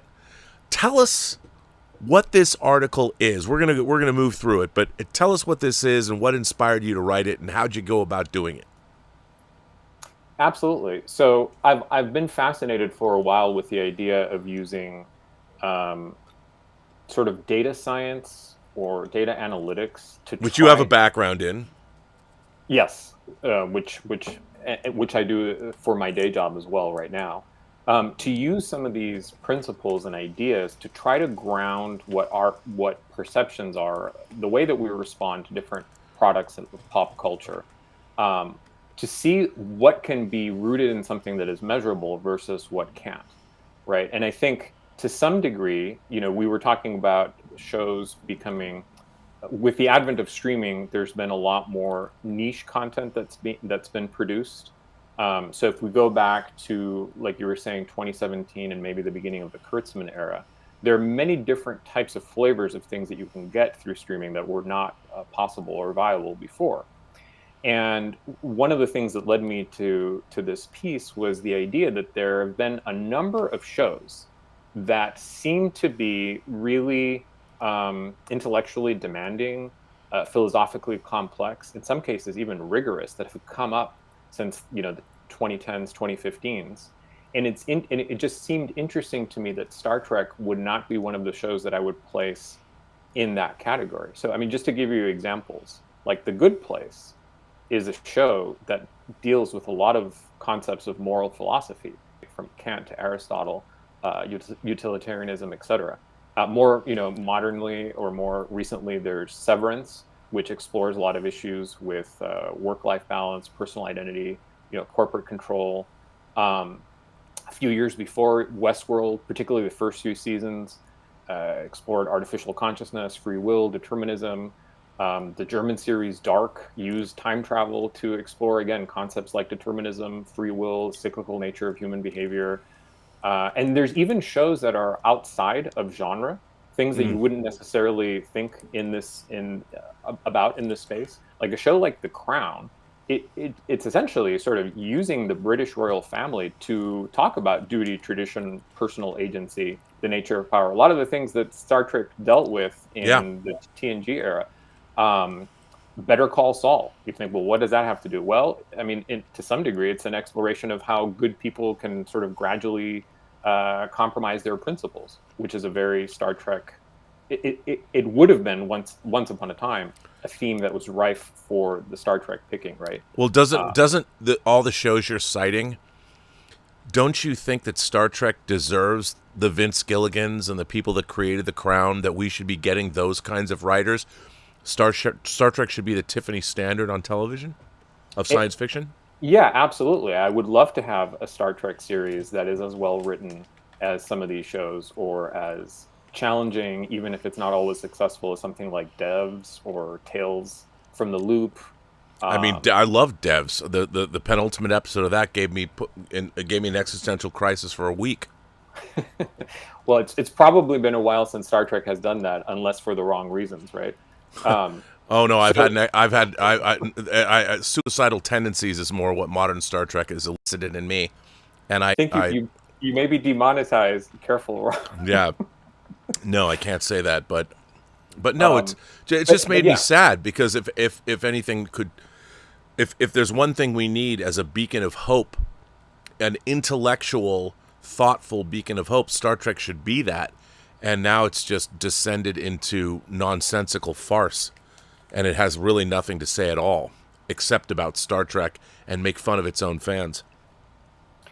There was a nonfiction book that came out some years ago called Nabokov's Favorite Word is Mauve, where this guy, Ben Blatt, he was one of the first people who I saw took this approach of trying to use measurement of data in language to find out, if you count certain words, if you analyze the grammar, what are the insights that you can arrive at? What are the things that you can learn that were previously not known about some of the great works of literature? And so, as the title suggests, he sort of concluded that mauve was just a very unusual color, and Nabokov was kind of obsessed with it. And it was data science that showed him that, right? Because it would be difficult. There are problems that would be very difficult to tackle manually. And so when he was doing this, it required a lot of computing power. But now that we have AI and we can use approximations for a lot of the calculations, you can kind of do less rigorous versions of that. So inspired by works like that one, and again, thinking about why are there all these other shows that seem to be very philosophically challenging and smart, it doesn't feel like Star Trek is evolving in that direction. Is that just my perception, or is there any way to anchor that idea in actual data? That was the thought that sparked the article. Okay. I'm gonna read some of this article. I'm gonna put up the graphic. You put some graphics up on this article. Here's the first graphic in your article, and these are all the different Star Trek shows now, how many episodes they were, how many seasons they ran, and there's now a total of, you didn't count this week's episode of Strange New World, so it'd be 944. And this is your voice, but I'm going to read it. And it's called Star Trek's Intellectual Integrity. As I write this, the first 3 episodes of the 3rd season of Star Trek Strange New Worlds have been released. A thought I've had a couple of times with some recent Trek outings, and one that returned recently, was whether there might be any way to approximately assess the intellectual quality of Star Trek's dozen incarnations. After all, we often talk of IPs without paying much attention to the first word of that phrase, intellectual. But I think it's always been a significant strand in Trek's pop storytelling weave. In terms of televised streamed story count, Trek is a juggernaut. The current tally of all Star Trek episodes is 944, a number that will reach 950 by the end of Strange New World's current season. With the announcements of various other forthcoming seasons and series, sometime between 2028 and 2030, we'll likely be hitting the 1,000 episode milestone. And here's a summary. Yellow represents the original Gene Roddenberry era, about 11% of episodes. Blue, what I'll call the Berman reign, 66%. Roddenberry was still somewhat involved in TNG's inception, so it's not a perfect split, but Berman is really the lead overseer of the bulk of the material, and light orange the output of the current Kurtzman administration, which is 23% because the seasons obviously were shorter. Given its immensely storied past and how it has intersected with at least 3 different generations, Star Trek has come to mean a lot of different things to different people. I want to be clear, what follows isn't an attempt to assess Trek holistically. There are plenty of dedicated books that already undertake that Sisyphean task. Instead, my focus here is on the single element I mentioned earlier, namely Star Trek's intellectual caliber. There's no way of directly measuring such a thing, of course, but with a little creativity, we can design a framework that taps into the somewhat objective proxies, measurable indicators that capture changes in complexity, coherence, and thematic depth across the franchise over time. I'm going to call the weighted combination of these measures the franchise's Intellectual Integrity Score, or IIS. It sounds like the Mirror Universe, because it sounds like something one might overhear in engineering. What follows is by no means intended to be definitive. It's exploratory and based on educated guesswork, not science. If it sparks other ideas or alternative approaches, so much the better. I'll be glad to have contributed to the conversation. Below, I'll get into the nerdy details for the curious, but after creating the IIS and running my model through 4 different AIs, I've excluded short treks and the Section 31 film from everything that follows. Here are the results I've obtained, deriving era-combined scores by weighing each series score by its number of episodes. That said, that read, that's the beginning of your article. Tell us about this. How did you begin? I mean, where'd you start? What'd you do? Like you came up with this methodology. How'd you pick the AIs you were going to use? This is amazing. So we don't have to get into necessarily all of the details at the end of the article where I go through the methodology, but I wasn't working in a vacuum. I was working in the context of some of these other books that have been written, as I was mentioning, where people have tried to define certain ways of quantifying different experiences or effects that would normally be thought of as subjective. So in this case, I wanted to focus particularly on the intellectual content. So to some degree, that's still a subjective idea, right? I mean, you can define intelligence. There's a range of definitions of intelligence, and how you might apply those to a television show is not necessarily clear. However, there are certain things that you can do in terms of the content of the show. At the end of the day, the show is made up of scenes, characters use words, there's a certain amount of action, there's a certain amount of discussion, there are decisions that are made that either are consistent with what has been established before or are not. there are changes to the lore, or there are continuity issues, or there are not.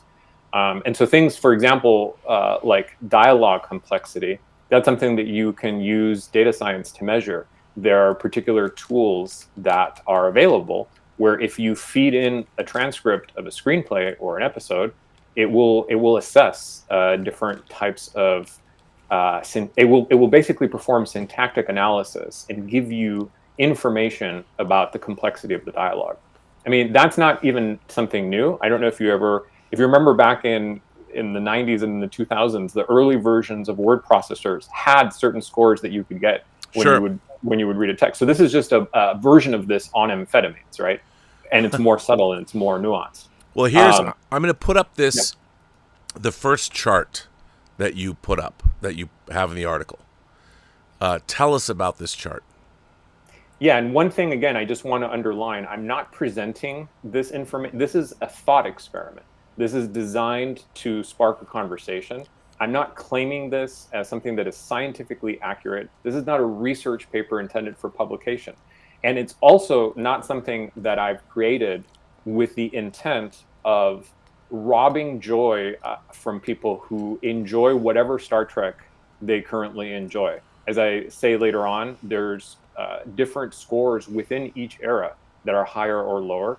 And again, this is just focusing on intellectual content. So that might not be something you brought me a lot of joy with this. I just want to say, you've put more thought into this than I've seen evidenced by the entire 24 episodes of Strange New Worlds now. Anyway, So if you look at this chart, essentially what this is saying is you run the model. The model has a number of parameters, and I weighed them by amounts that I thought were appropriate, and I tweaked those weights based on different simulations of the model. But I essentially ran that model through 4 different AIs, and those were just AIs that were easily accessible, that could do these calculations quite quickly. And then I took the average of those scores for each of the shows, and then I took the weighted averages of the shows to arrive at the aggregate results for each of the eras. And what jumps out at you is that if you look at all in eras, Roddenberry's era and Berman's era are pretty close, right? There's possibly a slight improvement in the Berman era overall. Really, as I discussed later, that's because the animated series is included in the Roddenberry era. If you take that out, they're basically on par. So Berman and all of the people that worked on those shows, there were certainly high points that were higher than the original Star Trek. But on average, what they did was very remarkable. Over 2/3 of all of Star Trek episodes, they managed to, on average, uphold the quality of what had come before. And part of the way that they achieved that was with a lot of consistency and with, again, a foregrounding of discussion over action and a complex use of moral situations and dialogue that was written in a more sort of kind of classical style. If you also work on the extras, so I'm sure you remember a lot of the actors who would come in who were not necessarily the regulars would be a little bit startled when they would get their scripts. Yes, because they would feel like, wow, who speaks like this? Yeah. This is all so formal and so strange. But that was part of that. The technobabble, as they called it. But even outside of the technobabble, just the more formal way. People, there you can find interviews with actors where they would do a line, and if they used a contraction and it was not a technical scene, they would have to do another take because it was not written as a contraction. They were sticklers for that, right? They had to be letter perfect. So those types of efforts, I think, when you measure the result, is that there is more consistency, there's more coherence. And so on average, when you run the model for, again, all of the Berman era shows, they come out roughly the same as Roddenberry's original. Now, you do the same thing for the Kurtzman era Trek. And first of all, you see that the highs are the variance between the highs and the lows is much more pronounced. And so there's less consistency, there's more irregularities as far as, again, this particular measure, the intellectual integrity score. And but what you see in the aggregate is that on average, all of these shows taken together score significantly lower than the Roddenberry and the Berman shows. So you can see, about 25% drop in that particular metric, which I think numerically is a funny coincidence given all of the talk about making Trek 20% different. So one way to do it is just make it 20% less intelligent. Oh, I knew I wanted to do this show with you. All right, let me read a little bit more of your article for the folks at home. I've run many variations on the metric subcomponents, tweaking their respective contributions to the whole, etc., and I've tried several other AIs to produce more estimates. The results tend to be consistent. Berman-era Trek generally upheld or even elevated the intellectual quality established by its predecessors, TOS, in the animated series. Kurtzman-era Trek appears to show a considerable decline in the franchise's intellectual integrity to the tune of about 25%. It's worth calling out two things that are sort of buried in these results. Within Berman-era Trek, Enterprise is the outlier, representing a significant drop in its IIS from the previous three shows. Most models place Kurtzman's Strange New Worlds at a comparable or even higher values than Enterprise, so just because a given error rate's higher or lower than another doesn't mean all its constituent shows do. Within Kurtzman-era Trek, Lower Decks and Prodigy attain. With the second and third observations in mind, I thought it might be worth redoing the calculations, but this time restricting ourselves to just the live action series. And I'm going to put that up, but I got to ask you a question. I was surprised by this, that the first Star Trek you'd ever seen was the animated series.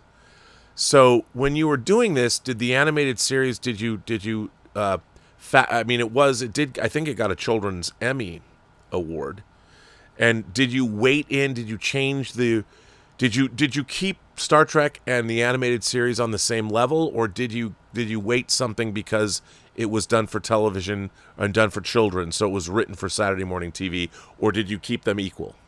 No, I kept them equal. So the idea of this is to score everything by the same measure, not to grade on a curve.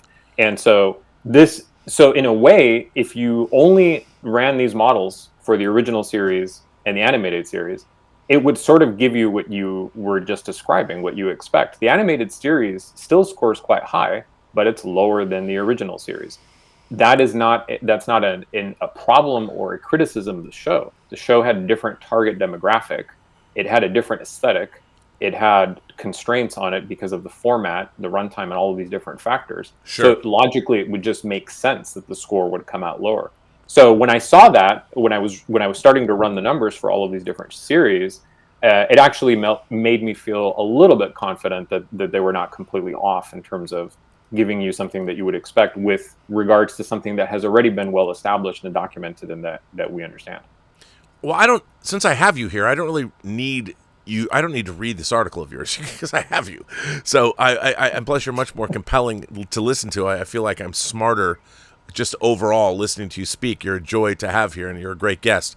So I'm going to put up this next chart, which changes things a little bit. And here is that chart. This is the second chart that you put up. Tell us about this chart. Yeah, so essentially this is the version that I re-rendered after removing the animated shows. So this is just the live action apples to apples comparison. And essentially it shows that Berman is right on par with Roddenberry, potentially about 1% less, which again, within the margin of error, these are all estimates. This is not actual science. It's very, very close. But it's all true. But well, again, Rob, there's three types of lies, right? Lies, damn lies, and statistics. So this is definitely all a lie, but it's a very entertaining one. Yes, it is. And it makes me happy. It compounds the issue with Kurtzman era. So when you remove Lower Decks and when you remove Prodigy, which are shows that tend to have higher complexity in some of the submetrics, which, by the way, if you think about that, that makes sense, right? Because with Lower Decks, it ties in much more heavily to Berman era Trek. So even though it's humorous, it relies on a lot more of that same sort of jargon and the way of speaking, at least to a higher degree than some of the more modern shows. Well, to be fair, too, I mean, I would say that Mike McMahon, got the job, the creator of Lower Decks, from his comedic and also very thoughtful, his tweets or his social media presence, creating a fictional Star Trek Next Generation Season 8. That's right. So it makes sense because I think he might have been a great, look, Lower Decks, it feels like it's a show where everybody's a Star Trek fan. Right. And that's kind of, but they did have some really interesting Star Trek stuff going on within that framework. I just found it, I know what it was supposed to be and I get what it was supposed to be. I just wish that Mike McMahon could have made a serious Star Trek show, but that's just me. But I think for what Lower Decks did, it was very successful. It's not my thing necessarily because I'm pretty humorless when it comes to different kinds of Star Trek, and I prefer. It was mostly farcical, but there was some really clever stuff, and I think that if I think it's worthwhile. The only thing I don't like about Lower Decks is the design of the Cerritos, which is the fucking worst starship design of all time that makes no sense at all. I know people love it, but I will never. I have so many different starships in the Observatory here. I will never have the Cerritos. Cut to probably I'll buy the model, but whatever. It doesn't matter. Anyway. Yeah, So, and again, to your, as an extension of that thought, the humor, whether it works for a particular, viewer or not, the humor requires a certain level of intelligence in Lower Decks. Yes, it does, In and fact, it was a smart show. It was smart. Yeah, absolutely. It's a smart show, and it's smarter, in fact, than the animated series, right? So, and it's way smarter than Strange New Worlds. Well, according to these models concur with that appraisal, Rob. You'll be happy to know. I know, and it's not like the special short bus starships of Discovery. Oh wait, can I say that? I can. It's my show. But no, I'm just kidding. But one thing I want to ask you. So one of the things that you just read in the previous part of the article, this idea that with this model, actually the intelligence of Strange New Worlds is comparable to the overall intelligence of Enterprise. How does that sit with you? That's a really great question. Okay, here's Enterprise was created by the two people that liked Star Trek the least, Rick Berman and Brandon Braga. And look, Brandon Braga, if he had his druthers, he was a Writers Guild intern that just happened to be put on Star Trek. Brandon Braga I think he would love to have had a very spicy horror show to work on. Or, he loved his crazy, him and Joe Manosky love their crazy phenomenons and all that. Right. And Rick Berman, I'll tell you something. I hung out with Ron Moore at Comic-Con. We were on a panel together. Then he came and he had dinner with us, and I hung out with him for hours. And I've always loved Ron Moore. He was an Uber fan that made good. He's the ultimate example of a fan turned professional to me. And I talked mostly about For All Mankind and Star City. And I actually got to go free Margot, Justice for Sergei, and he laughed. And there will be Justice for Sergei. But I said to him, I go, when we were doing the Next Generation documentaries, Rick Berman was participatory, which I was surprised by. He was very nice. He let us into his house. His house is beautiful. He has incredible taste. He's traveled all over the world. He produced The Big Blue Marble, which was a Saturday morning TV show. I think, and he was on his way out at Paramount, and they kind of gave him Star Trek, and it saved his life kind of at the studio, and he made a lot of money from it. But I always got the impression, even when we were doing the documentaries, that he was kind of embarrassed by Star Trek.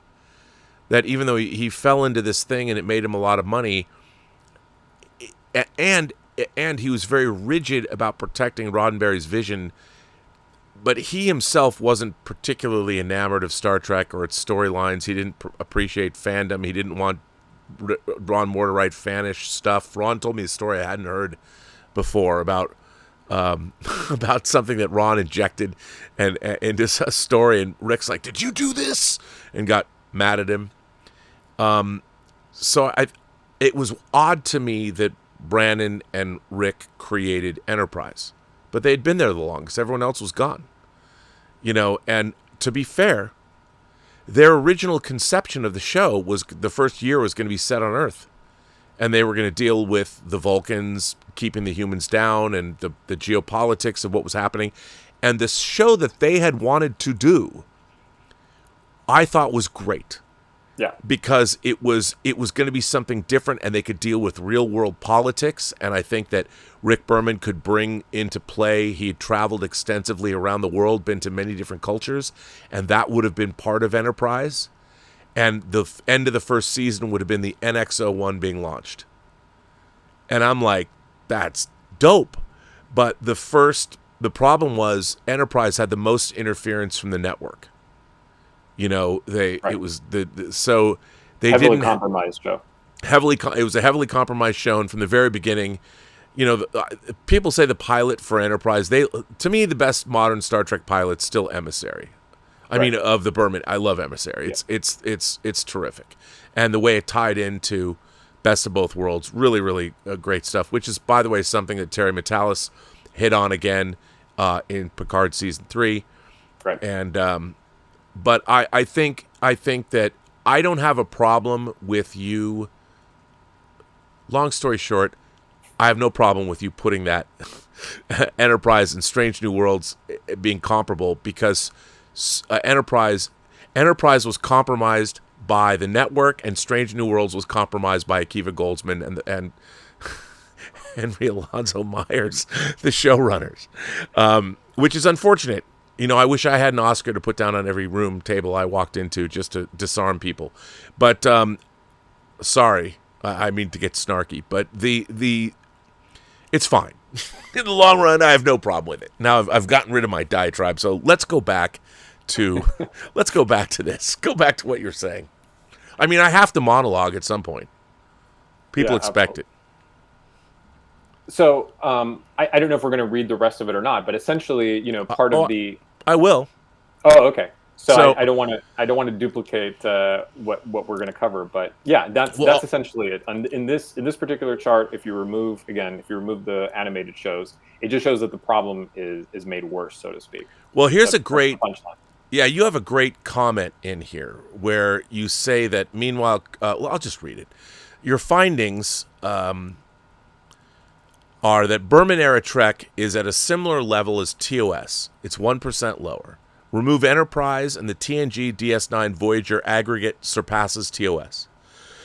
Meanwhile, Kurtzman-era Trek, in this view, no longer reaping the benefits of Lower Decks and Prodigy, because those are animated, is down about 30%.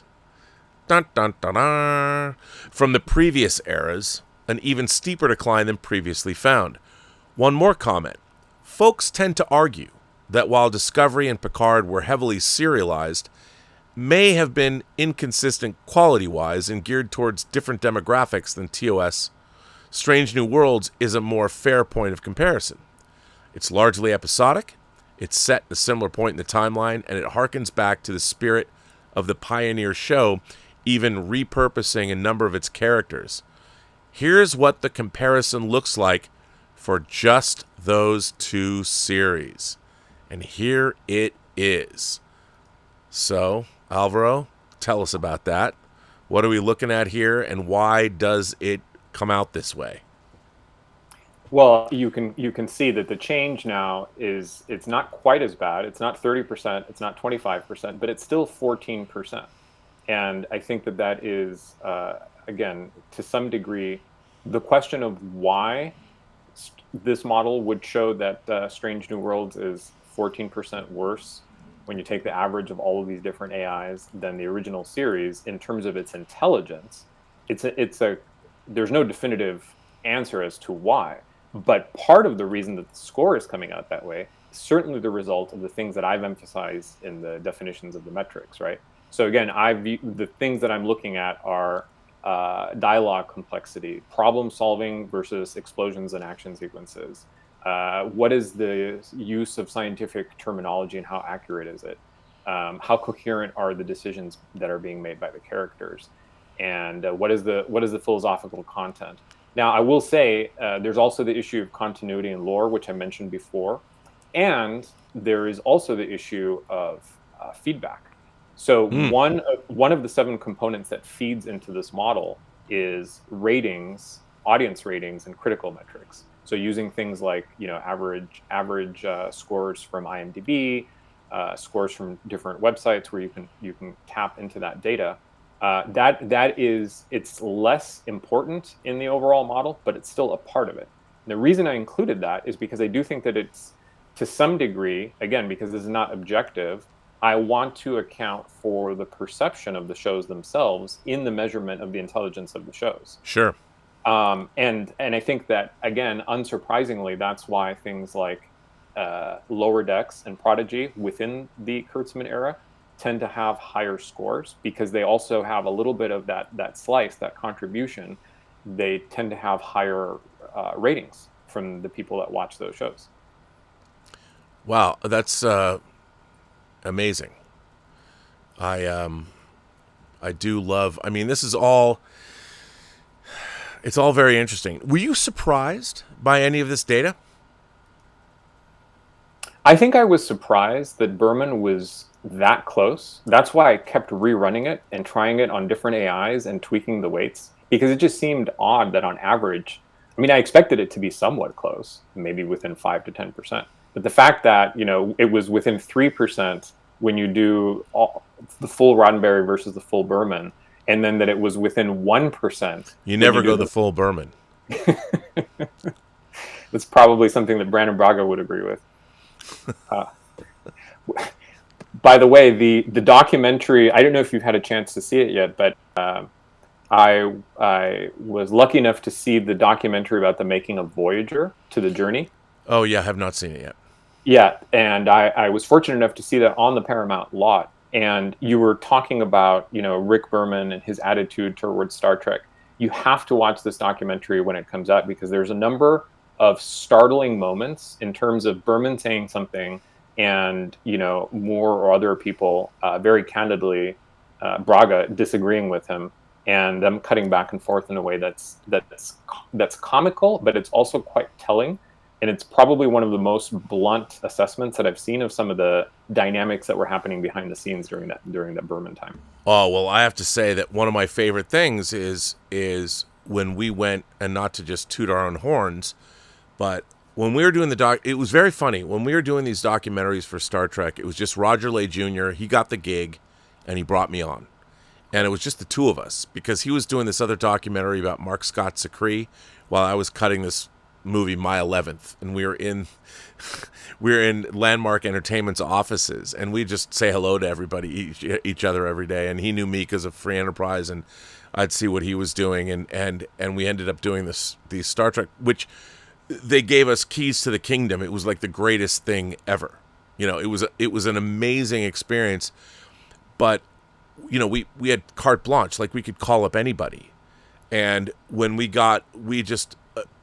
I had done a piece for the Valley Girl. It's funny, where did it go? They re-released this. So I worked on, this was re-released on the movie Valley Girl from 1983. And when I was working on this disc, I had thought it would be really interesting to get Martha Coolidge, the director, and Nicolas Cage, who starred in the movie, to just sit them down next to each other, facing each other in director's chairs, and have a conversation. And just shoot it. And this was back in 2003, and we did it. It was called In Conversation. That was all it was. And I thought, wouldn't it be cool if we did that as special features for Star Trek? Mm-hmm. So we were doing it on all of the discs, but we got Brannon and Rick to sit down for Enterprise, the two of them. It was a 3-camera shoot in Berman's house in front of his fireplace, in his beautiful house. And they had this it was like watching a therapy session. I mean, it was amazing watching these two guys, and they're going through this, and there was so much, because Brannon, when I was writing for Sci-Fi Universe magazine in the 90s, Brannon would always talk to us, but we couched him as the villain. Like, he was the devil. He was the Star Trek devil. He had a gynecological exam chair in his house, and then he ended up dating Jerry Ryan, and I'm like, this guy was the devil, But he adapted books of blood. Yeah, I know, but we loved him. We loved him, and he gave us the time of day, and it was just interesting watching Brandon because he was very circumspect when we were doing the documentaries, and the final thing we did was the cast. We did a cast reunion, and we didn't even know if we could get Jolene Blaylock to come back and do it, but she came back to do it, and that was because Brandon and Ron were so sweet about this. They were completely involved. And then when we got Seth MacFarlane to host the Inside the Writer's Room, and Seth MacFarlane comes up with a 20 pages of legal pad questions. And, you know, it was amazing. The whole thing was amazing. It was amazing. But 30 years from now, we could 30 years from now, we could probably do a study about the special features of Star Trek that also shows the decline. But it was interesting watching. You know, it's watching creative people that at the time Brandon was he took a lot of flack, right? You know, and so did Rick. We were not all fans of Rick Berman, but to see them come back and the two of them, it's a great piece if you're a Star Trek fan, and get the Blu-rays for Enterprise and get the Blu-rays for TNG, because the special features alone, if I do say so myself, are worth watching, because there's a lot of, we really got away with a lot, and everybody opened themselves up to us, so it was pretty great. So we've got this very eye-opening special features. And again, I was saying that as sort of in jest, but I do wish we had more special features like that for different iterations of shows. Well, it's funny because they certainly didn't pay us, you know, for the amount of special features they got. We were just fanatics. I mean, they paid us, but right. we went way above and beyond. Like, we were fanatical because we were fans. It's like we were trying to make things that we wanted to buy. Right. Like, we're like, what can we do? And it was, you know, it's really interesting because they don't care, and they just don't care. They don't care, and we had 2 lawyers at the time. There were 2 lawyers overseeing us, because they had to go through everything we did with a fine-tooth comb, and we were always trying to slide things in. But it was a fun time. But it was different. So let's get back to do you have anything more to say about this comparison? No, please, let's proceed. Okay. Then I'm going to jump in. Then I'll go even further. And I'll just start reading what you said about, and again, I feel bad. Like now, this is really, there's a lot here. So I will just read. The drop in intellectual integrity is now reduced to about 14% on average. Still, I think it's reasonable that one might hope for more. Strange New Worlds came into being after approximately 900 episodes of other Star Trek had already been made. That experience should count for something. It's fair to ask, why the drop in intellectual integrity?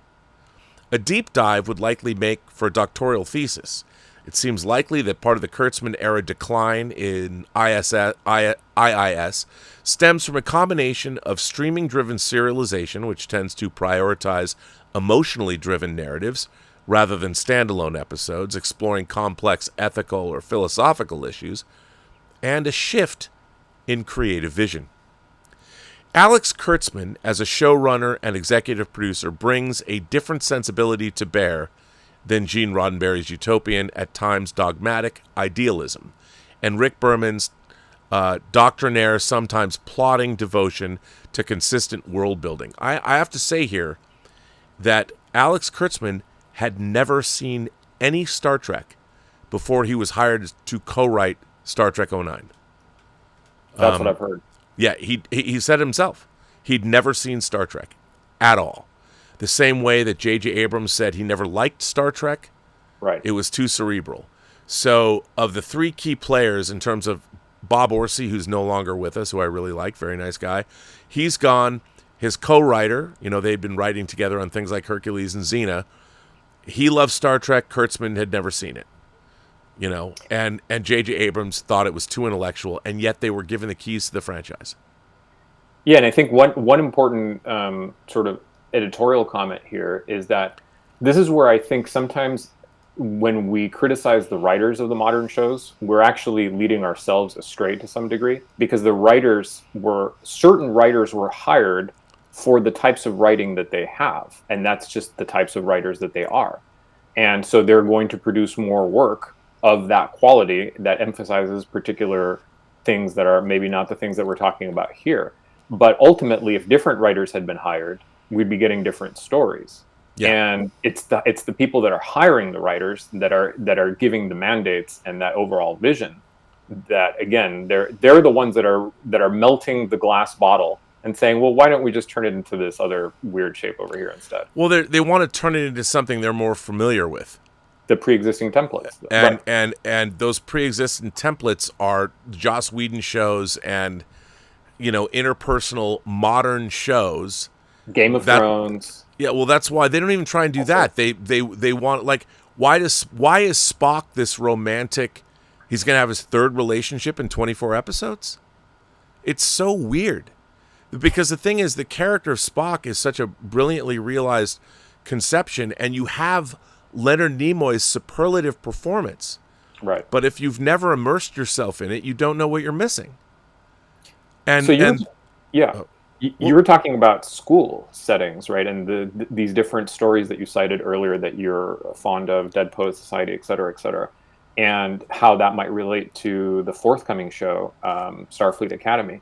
I think that one of the things that's interesting is that when you set a story in an environment like that, you typically would benefit from more earnestness, and that is a quality that is in short demand in a lot of modern Star Trek.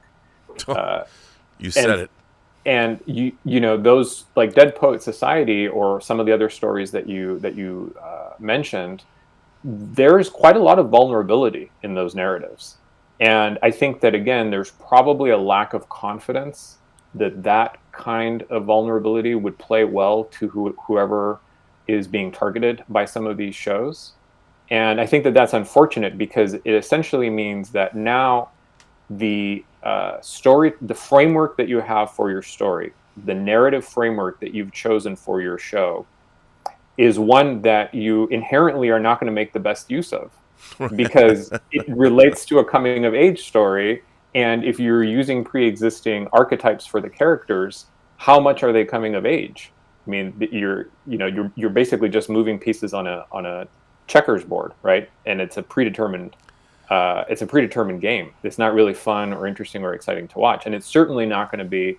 It's unlikely that would result in moments of, let's just say, emotional investment or catharsis by the viewers that would be similar even to some of the TNG episodes we talked about before.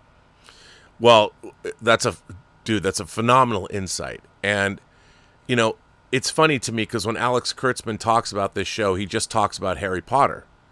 So again, they're taking a shortcut. They're just doing, Hogwarts. And when you find out that there is a spaceship, there's a starship involved, and this starship goes from orbit, and then it comes down to Starfleet Academy and literally lands on the roof of the school. I'm thinking to myself, have you watched Star Trek? Like, you're sure? Don't geosynchronous orbit, a space elevator, anything? Like, why is your ship coming down and landing on the roof of your school? I read this kind of stuff, and I think to myself, this is what drives me crazy.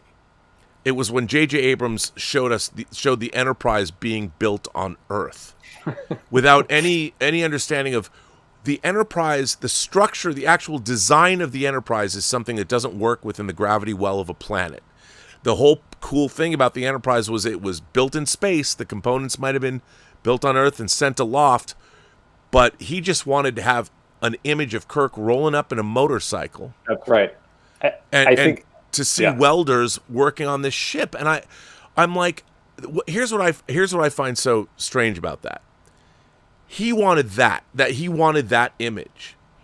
What he didn't do was think about all the previous Star Trek lore and history, and the idea that humanity had reached a point in space where we're putting together ships in beautiful dry docks, and obviously dry docks have been a big part of Star Trek since Star Trek the Motion Picture. You know, the episode Family, you see the Enterprise D in this great orbiting dry dock, the Utopia Planitia shipyards. I mean, it's been a thing because that fires the imagination. You know, we're building ships in space now. But when he wants a guy in a motorcycle to roll up and see a ship being built with welders, like people, there was a teaser trailer for Star Trek 09 where there's dudes welding the ship. Like, what? We don't have drones. We don't have, you know, AI. We don't. It's just, this is what drives me crazy. We have replicators. Right? Yeah, these are very basic science fiction ideas. Yeah, very basic science fiction world building. And when you see these things now, and you realize none of these people are aware of this and are thinking about it, you realize then that they have nothing to tell you. Well, so whatever they're going to show you is meaningless because it's not going to be worth seeing. I think that it might also just be a question of decision making again, and what is informing that decision making. So in the shot that you're referencing in Star Trek 09, yes, I'm sure that there was a lot of weight that was put on the coolness of a guy of Kirk coming up in the motorcycle, so you could have the big dramatic reveal and you could see the ship. But there may have also been conversations where there was another version of that scene where it was set in more of the traditional, you know, orbital station, and maybe that was discarded because the writers or whoever was involved, and I'm just speculating here, might have realized that if you do that, you're now going up against those same sequences that already exist. So it's much easier to compare the version that you're going to do with the versions that you've had before. And you're probably not going to do it better than, you know, some of the legendary flybys that you've had. And it feels. Well, like remember, they do it in the movie, but they do it later when Kirk's flying up to the Enterprise, right? And you're like, anyway. I think that's again just playing with the expectations. Like you thought that you had the reveal, but now we're going to actually give you the reveal. So there's a lot of sort of short term. What I think, what comes across to me as like short term gains in the storytelling and quick like dopamine hits with the surprises and the twists, which they additively don't contribute to the quality of that story, right? No, and I think the most interesting thing to me, I love the opening sequence of that film. Right. When Nero shows up and the Kelvin has to deal with, and George Kirk dies and sacrifices himself. You know, that was an interesting canonical moment that we'd never seen in Star Trek history. Sure. And I like that. I liked Chris Hemsworth playing George Kirk. I liked that whole. I even liked the design, the Kelvin design. Felt like it could be canonical to Star Trek, and then it all went to hell. But anyway, let me read the rest of your beautifully written article. We're going to delve more into that. Alex Kurtzman, as a showrunner and executive producer, brings a different sensibility to bear than Gene Roddenberry's utopian, at times dogmatic idealism and Rick Berman's doctrinaire, sometimes plotting devotion to consistent world building. Kurtzman's background in more live, more action-driven franchises, Transformers, the Star Trek Kelvin timeline feature films Hawaii Five-0, suggests a preference for visceral intensity and visual spectacle over the more measured tone of prior eras. This change in vision may manifest in choices like emphasizing personal trauma, see, for instance, Michael Burnham's arc in Discovery, over more abstract quandaries. It's probably also just a reflection of broader trends in populist entertainment. Socio-political messaging has also become less nuanced, these days often a storytelling taskmaster rather than an organically emergent property, less, to use Berman-era imagery, bio-neural gel packs, and more hectoring hologram. In a symptom of the times, current Trek can come across as smug in its certainty about its values. I'll say. But part of Trek's Enlightenment ideas mold was, even when unabashedly moralizing, to be self-reflexive, self-critical, and like science itself, self-correcting. Past courage to be progressive seems to have been mistaken for present permission to be authoritative. I'm sure nostalgia-fueled fan speculation also play a role, and skew my analysis, or your analysis, because I included audience and critic feedback, 10% weight, in my calculations. We tend to glorify what came before because the joy it purveyed is a salutary certainty, while the effects of what's to come are unknown, and therefore inherently unreassuring.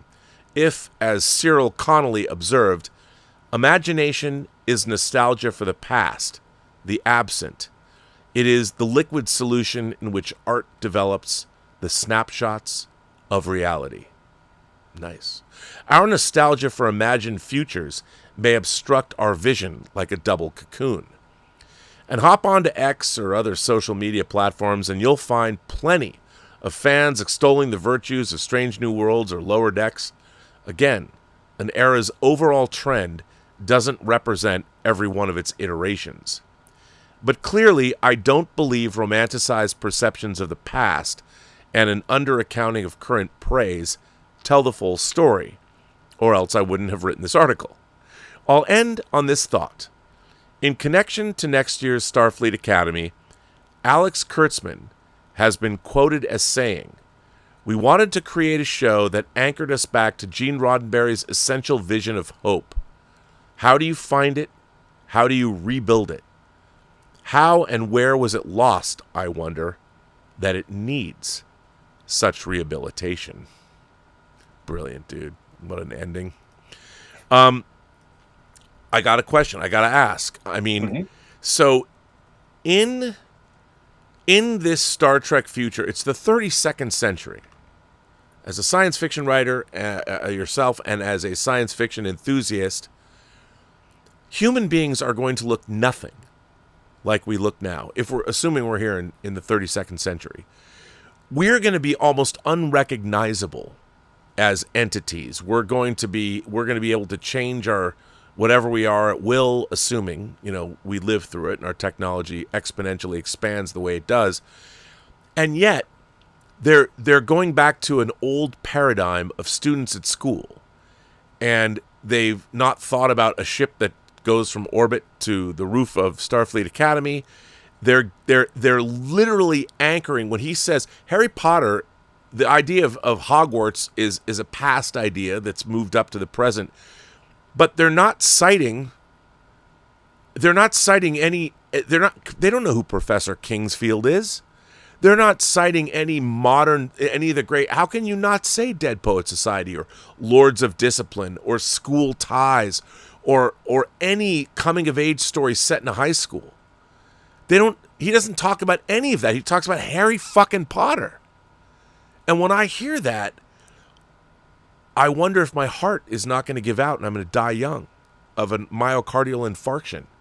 Because I think to myself, you've been given the keys to the kingdom of us. We need great Star Trek more now than perhaps we ever did. It was born out of the tumult of the 1960s. Rod Serling from 59 to 64 gave us The Twilight Zone, which was a deeply moral and ethical show that believed in humanity despite our ugliness and darkness.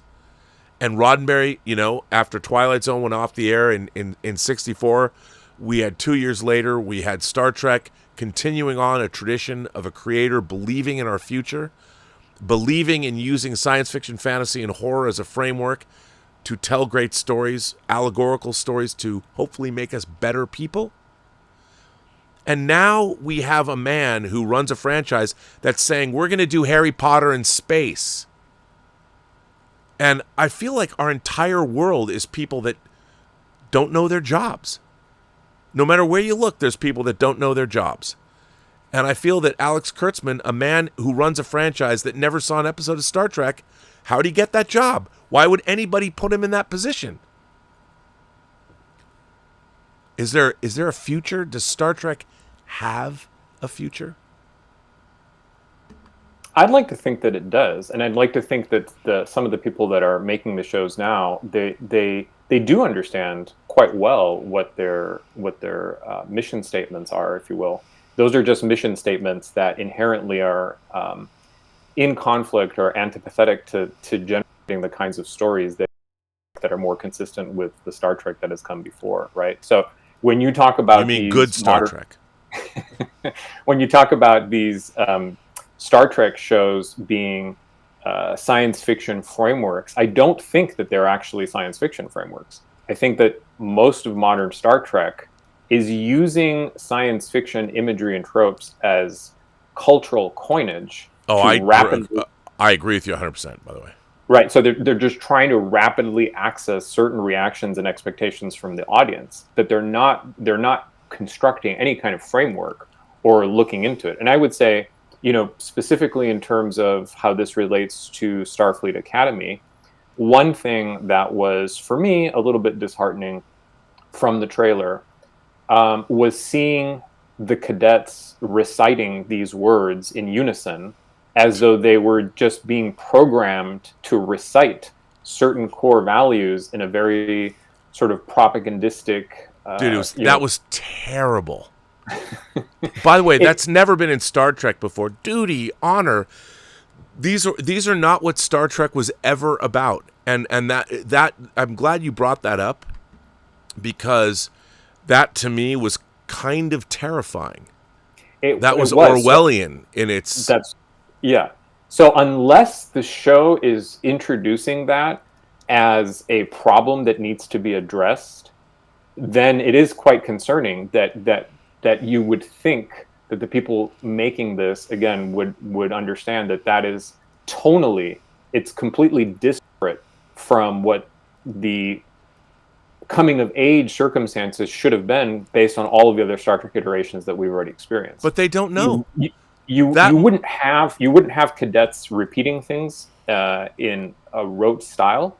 You would have them engaging, like you were saying before, in long sessions of Socratic dialogue, or taking really difficult exams, or having these fascinating, interactions between teachers and AIs and all sorts of other tools.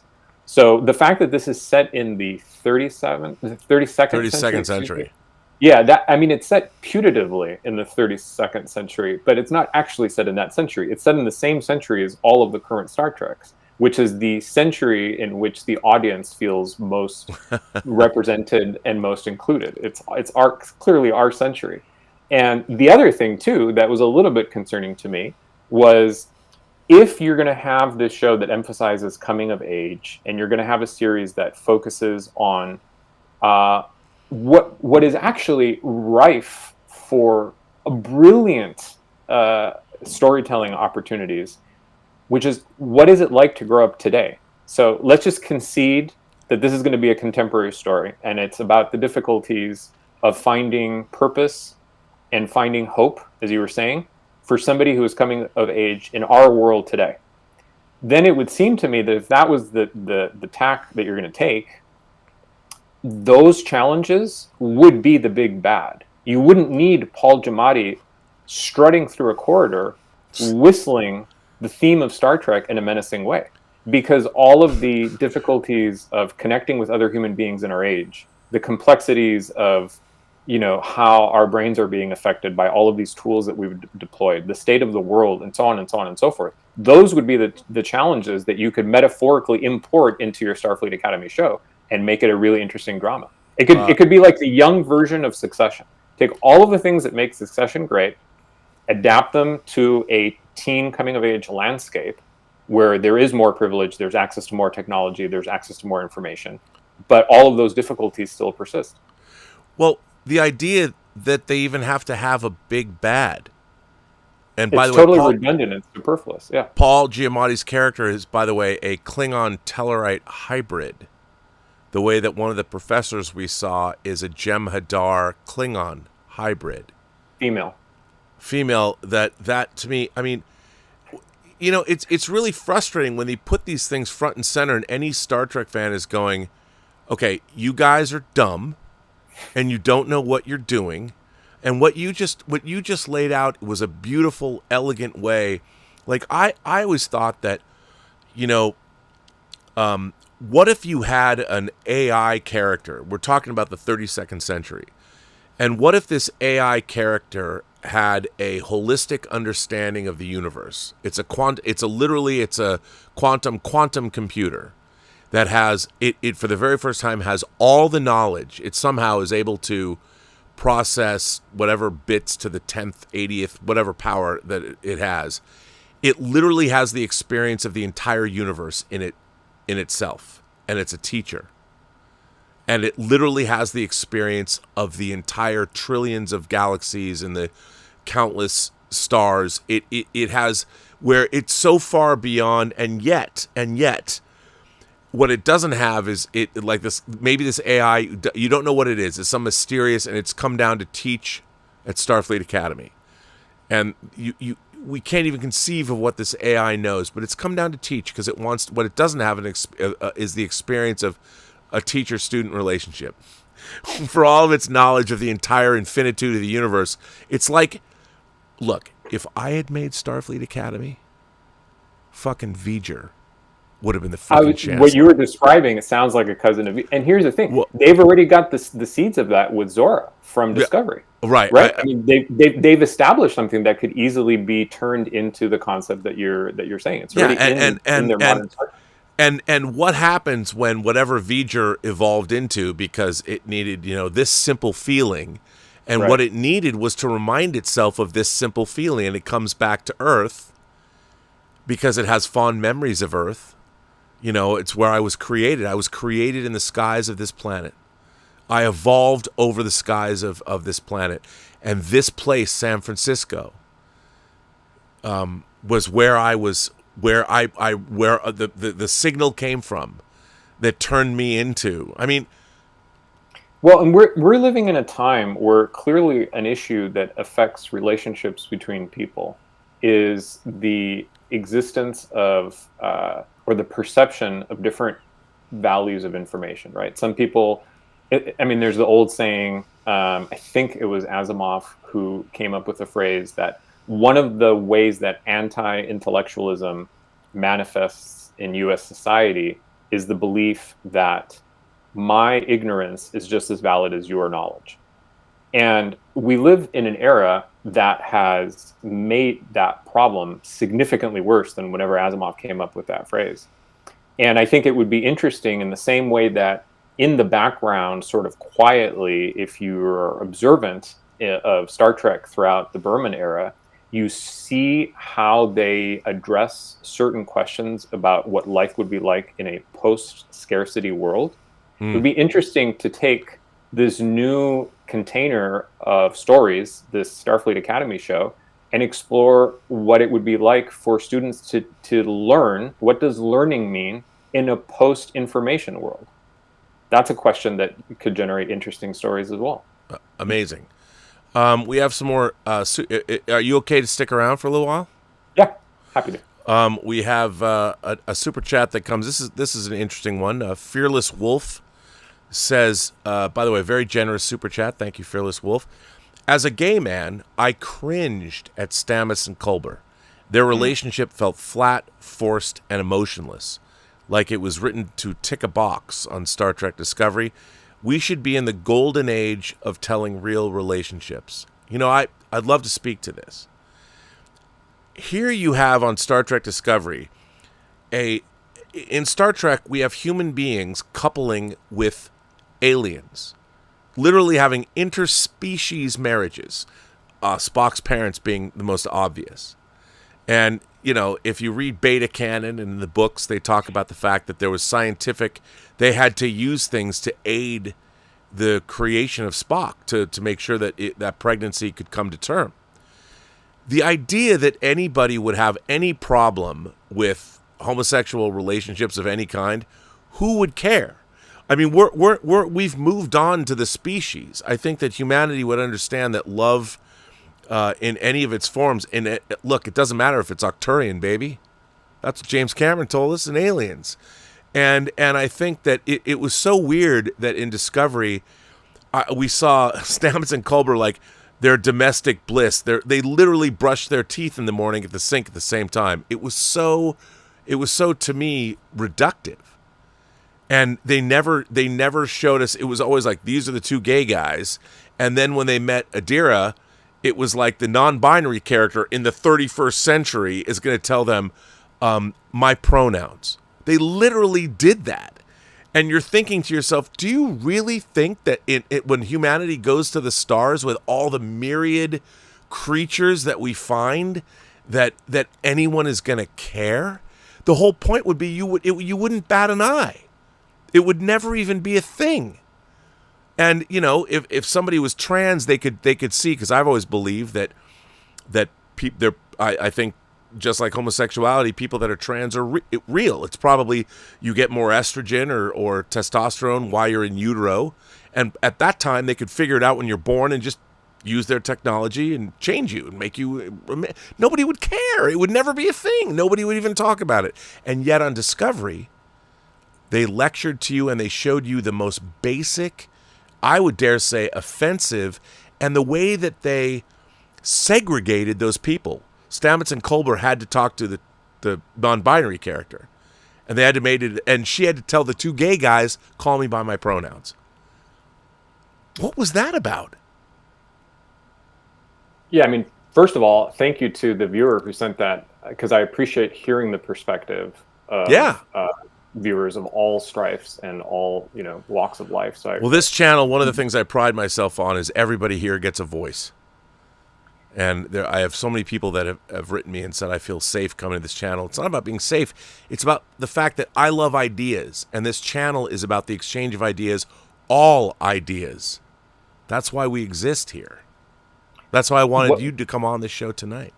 And again, I appreciate you having me on. I mean, I would say that what I experienced with that relationship and the characters of Discovery was that it felt like the trappings of a relationship without the earned emotions of a relationship. Yeah. So it felt like people were going through motions rather than actually being moved, if that makes sense. And yeah, go ahead. Oh, well, David Gerald in the first season of Next Generation wrote a script called Blood and Fire. That was about a gay couple. And he ended up making it as part of James Cawley's New Voyages fan films. And the scripts were great. As a matter of fact, there was a bookstore on Ventura Boulevard, and he used to sell, they didn't make the episodes. They didn't make the episode, but he used to sell the episode in script form and give the money to charity. And it was, back in the early 90s, the AIDS crisis was still raging, so he was raising money by selling the script, and I really liked that script, and it was very, very mature, and it just presented a relationship between two men matter-of-factly, and they were, again, like all Star Trek characters are, really good at their jobs. And there was a contagion, like a bloodworm contagion, Regillian bloodworms or something, and it was very much an AIDS allegory, and of course one of the couple is lost.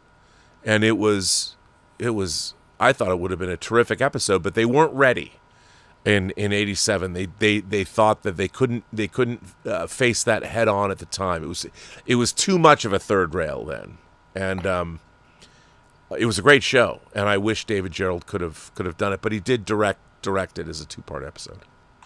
That's one of the things that I think is really that I'm grateful for as well. When you hear people like Ira Steven Behr assessing their work, for example, in Deep Space Nine, and he gives himself low marks on some of these issues because he admits in retrospect, or he's had the insight that he was constrained in ways that he didn't realize at the time. But I'll tell you, there's a minor episode of Star Trek Deep Space Nine that I think most people won't remember. It's an episode, I believe it was from season 2. It was called Melora. Oh, and incredible episode. I agree with you. People don't remember it, but nobody talks about this episode. But there's a scene in this episode where Melora is actually asking Dax what her thoughts are about romance in Starfleet. And it's asked as a genuine question. She wants some guidance. She wants the feedback of a being who has centuries of experience under her belt and who might, help her navigate a little bit of a complex situation that's arising with Bashir. Yep. And there's a couple of lines of dialogue in that scene where Dax tells her, the way that it's written, it's very understated, but she basically suggests that there was these creatures, I think it was like a Lothra, who fell hopelessly in love with an oxygen, and they could only be in the same room for 40 minutes a day, but they were together for 57 years. The romance and the heartfelt emotion and the way that with a few simple words you can visualize the struggle of that relationship, the sacrifice of that relationship, and the weight that it has for those characters, that's 3 lines of dialogue. You didn't even need to see anything. But it's truly science fictional because you've created alien beings that, because of the way, the their fabric of their existence makes them incompatible physically, but they're so connected that they make that commitment and they make that relationship work. It's just a throwaway, comment. And that character was also disabled. Right. Laura herself was disabled. I've always, Deep Space Nine, everyone loves. I love the Dominion War arc, but there's some great individual episodes of that show before we got there in the first and second seasons. Definitely. I mean, I think, you mentioned Duet. I will agree with you. I believe Emissary is the best of all of the pilots from a Star Trek series. I think the first season episode Progress is a standout. Great. Whispers is really good. Yep. The Wire is excellent. Second Skin is good. Life Support is good. I mean, these are all seasons 1, 2, and 3 episodes. So yeah. Look, Enterprise talk about gender issues. Cogenitor is one of my favorite episodes of that show. And if for those of you who don't know, Cogenitor, I believe, is second season Enterprise episode where the Enterprise rolls up they're looking at a star, they're examining a star, and they find another alien ship in the star that they've never seen before. And they're like, wow, we're both explorers, and they invite everybody over, and they're a very congenial alien race, and everyone's getting along really well, but Trip notices that there is this character that the aliens brought over, but they don't seem to be paying attention to. And you find out that this alien race needs 3 genders to procreate. And the third gender is called the cogenitor and is basically discriminated against by this alien race. And Trip thinks that's wrong and takes the cogenitor who doesn't know anything and who's just basically a doormat and educates this individual. And, of course, that's a huge violation of the Prime Directive, but Trip thinks, I know better.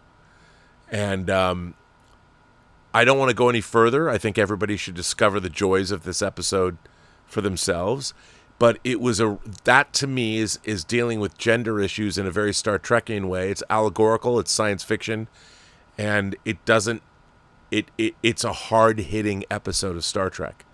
And it's 45 minutes long. And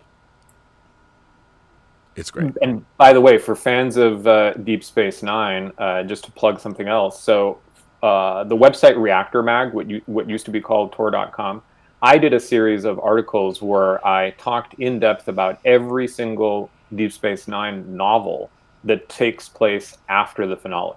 So if you're curious about what the fates are of all of the characters from Star Trek as they were envisioned in the so-called Litverse, the Trek Litverse at that time, I did a deep dive on every single one of those books. I didn't know that. So, yeah. Oh, now I'm going to go into a rabbit hole after this show. I mean, look, another thing I'm still sore about is that Picard, as much as I like Terry's Picard Season 3, they had to stop. There was a 20-year continuity post-Dominion War in Star Trek novels. That was wonderful. David Mack's Destiny trilogy is amazing. And the Deep Space Nine books, Deep Space Nine got blown up and rebuilt. And I dearly love the redesign of Deep Space Nine. That was great. Great. Yeah.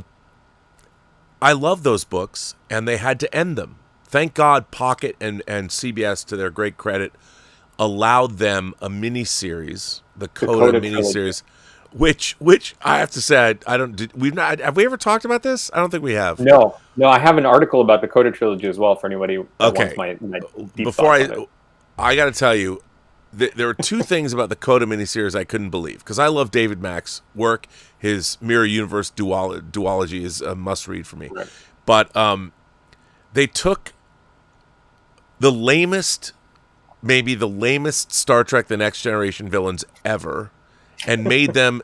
They did what Strange New Worlds wanted to do with the Gorn, the Vidians.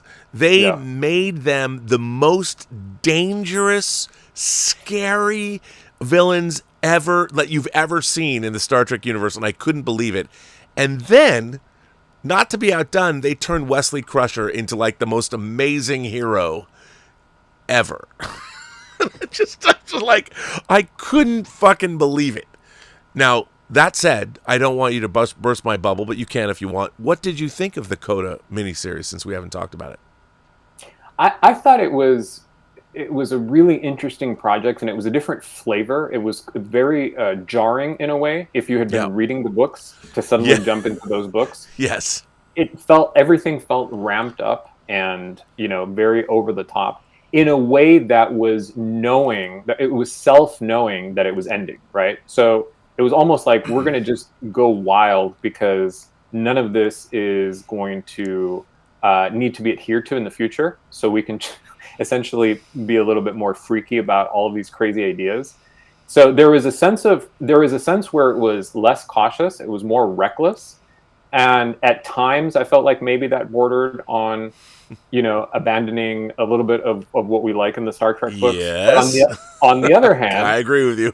On the other hand, it was a unpredictable thrill ride, and there was something I felt as a reader that it did generate a sense of pathos, especially as you saw characters die. Spoiler alert. I agree. Throughout the books, they weren't. So there was a lot of action, and there was violence, and there was crazy ideas, like you were saying, the Vidians and this and that.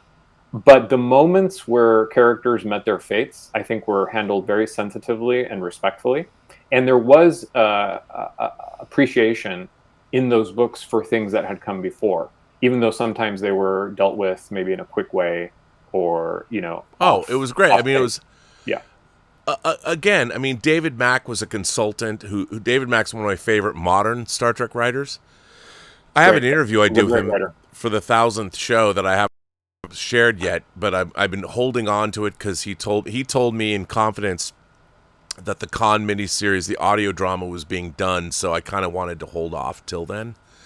But since we're talking about Coda, look, here's the great thing.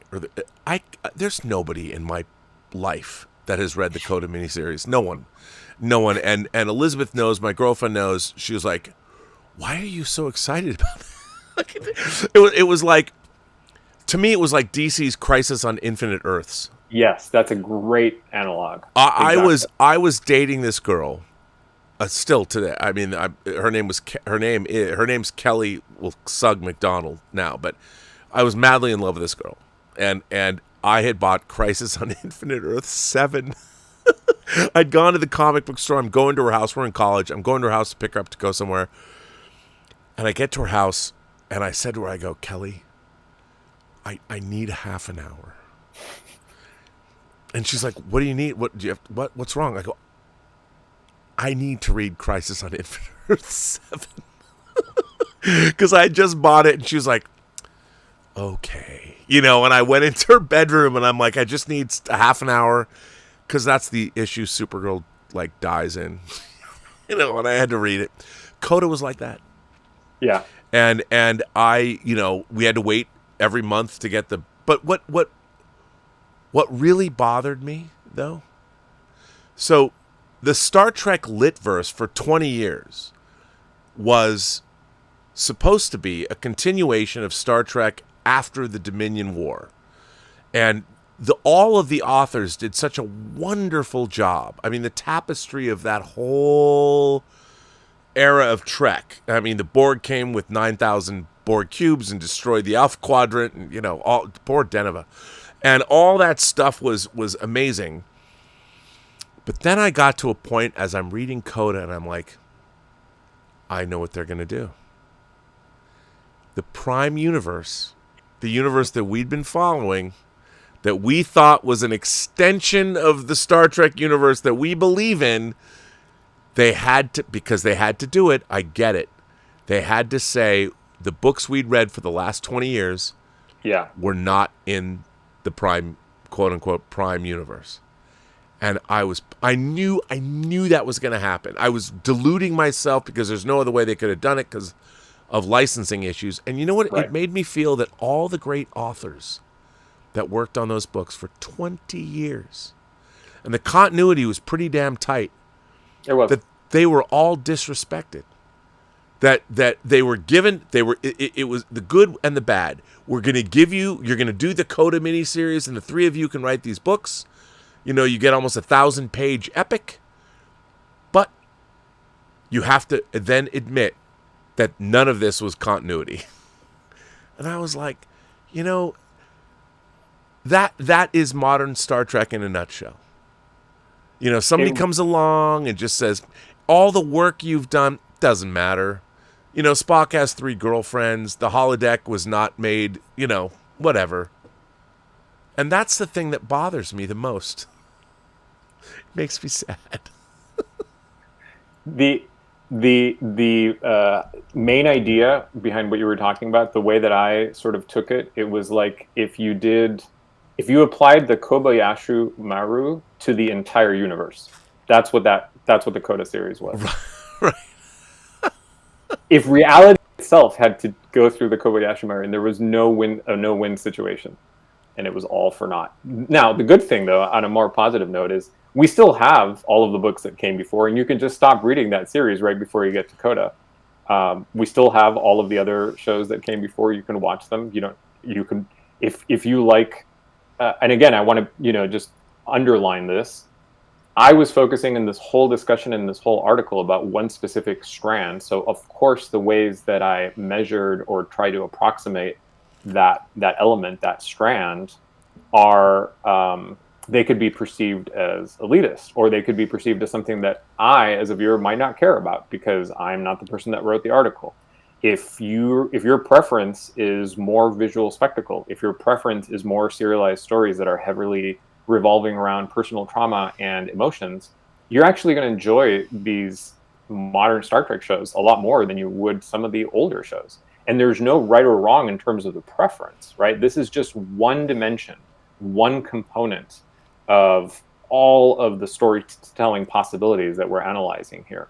You would just get reverse versions of these charts where you would score higher every time because those things are weighed more heavily. Well, so I think that with the longevity of this franchise, coming back again to this idea of how many episodes it's had, there's going to be iterations of Star Trek in the future that are going to have a different flavor. There might be some that are more like the original sort of Roddenberry and Berman shape of the bottle, and there might be others that create a new model that we end up liking just as much, like some of those shows that we were mentioning earlier. I don't think that this is the definitive version of Star Trek, and I don't think that it's going to be the version of Star Trek that necessarily has the most longevity either. But it's an interesting chapter, nevertheless. You are so kind, and I appreciate that about you. And, I would say I'm a big fan of the Japanese animated series Gundam. Right. And Gundam has multiple continuities. They have what they call the Universal Century continuity, which is the main Gundam continuity. But because they wanted to do different things with the franchise, there's Gundam Seed, there's Wing Gundam, there's G-Fighter Gundam or whatever. There's all these. There's just different Gundam. The Sid Mead Gundam with the mustache. Why am I drawing a blank on it? I forget. Why am I drawing? I can't remember everything. Why am I drawing a blank on this? I want to say T Gundam, but it's not that. But then there is the Universal Century, which is considered the main Gundam timeline. And I think what has bothered me about Star Trek is they're trying to tell us that Discovery and Strange New Worlds are part of the same continuity. And yet they've made no effort to try and work their shows into that continuity. As a matter of fact, they've tried to rewrite continuity. Strange New Worlds has constantly touched on whether it's the first season of Star Trek especially, whether it's Balance of Terror, whether it's Space Seed, whether it's not that second season, Arena, or What Are Little Girls Made Of? They're constantly trying to recreate Star Trek history, and I'm like, why do that? Because the heavy lifting's been done. You have all of this great framework to build new stories where you can work within it, and you don't. They've done more contradicting classic stories than creating new stories of their own. And I know, like, I go back to when I was a consultant at Paramount, they took the Star Trek license away from DC that had done wonderful work since '83 on Star Trek comics. And you had people like Diane Duane, one of my favorite Star Trek novelists, coming in and who worked on the first season of TNG. And Paramount's like, we don't like the fact that Warner Brothers, that own DC, a rival studio, is publishing Star Trek comics, which was weird to me. And they decided they're going to pull the license from DC and give it to Marvel. And I wrote like a 20-page impassioned, because that's what I was supposed to do, reason why they shouldn't do that. And I said, don't do that. You know, DC has done a wonderful job. They've done, I mean, Chris Claremont wrote a great Debt of Honor graphic novel with the female Romulan commander and Core, and it was so, Adam Hughes drew it, and I've got it right over there in hardcover. Didn't Peter David contribute to the... Yeah. I mean, Peter David was a longtime writer of the Star Trek comics for DC. The first Klingon on the bridge was Konam from the 83 series, the Tom Sutton and Ricardo Villagrán version of Star Trek. I mean, and they pulled it and they gave it to Marvel, and Marvel ran it into the ground. But they did a great, I think it's 18 issues of the Pike series. It's way better than Strange New Worlds, called The Early Voyages. And no, it was all corporate. They didn't listen to me. They gave it to Marvel. And it didn't last because it was just a different thing. See, I think we tend to get a little bit too hung up on continuity. And what I mean by that is that if we were living in a world where we were getting great, satisfying, intellectually stimulating, or whatever what you're looking for, if you were getting that thing consistently in your Star Trek, and it was violating canon and continuity left and right, we'd be slightly annoyed by that, but we wouldn't be complaining, because overall we would feel like we're in a golden age of Star Trek. Now, the problem is that, again, it's accruing. It's a side product, right? It's continuity violations are collateral damage from the wrong aesthetic. They're not the problem itself. That's a very I agree with you. The thing is, what I want is great, compelling stories. Like, look, you and I and Bill Hunt watched 9 episodes of the 3rd season of Foundation. And there were lines of dialogue, and there was, look... I would tell you, that would rate a pretty high score if I ran these models on Foundation. Yeah. And like, I'm not one of those... I read the Elijah Bailey robot novels, and I read Foundation as a younger man. But that show, that's gotten exponentially better as it's gone along, and the 3rd season was quite compelling. I can't wait to see the 10th episode. But when I was watching that, I couldn't help but think, why can't Star Trek have this caliber of thoughtfulness and writing? And I think you're right. Like, I'm not so married to canon, but Star Trek has built into it, as soon as they use the menagerie, or as soon as they use the cage in the menagerie, Star Trek had a canon. It had a continuity. And I feel that the people now they look at the R on the tombstone that Gary Mitchell made, James R. Kirk, or they see the one smile Spock made in the cage, and they're like, see, he used to be different. And they use these like mistakes, and what we do is like, you know what? Sometimes Spock would smile because sometimes he would forget that he's in control. And I'm like, sometimes he's just, as a scientist and as somebody who's traveling to worlds he's never seen before, he's delighted by something. And he forgets. And the control in his mind, he's not so controlled. He forgets himself. And when I see that smile in the menagerie, a.k.a. the cage, I don't think it's a mistake.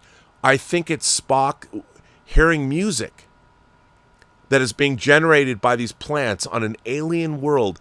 And when he finally realizes he's been hearing music with his hearing, and he realizes these plants, and this is, by the way, in my own mind, are generating a musical sound.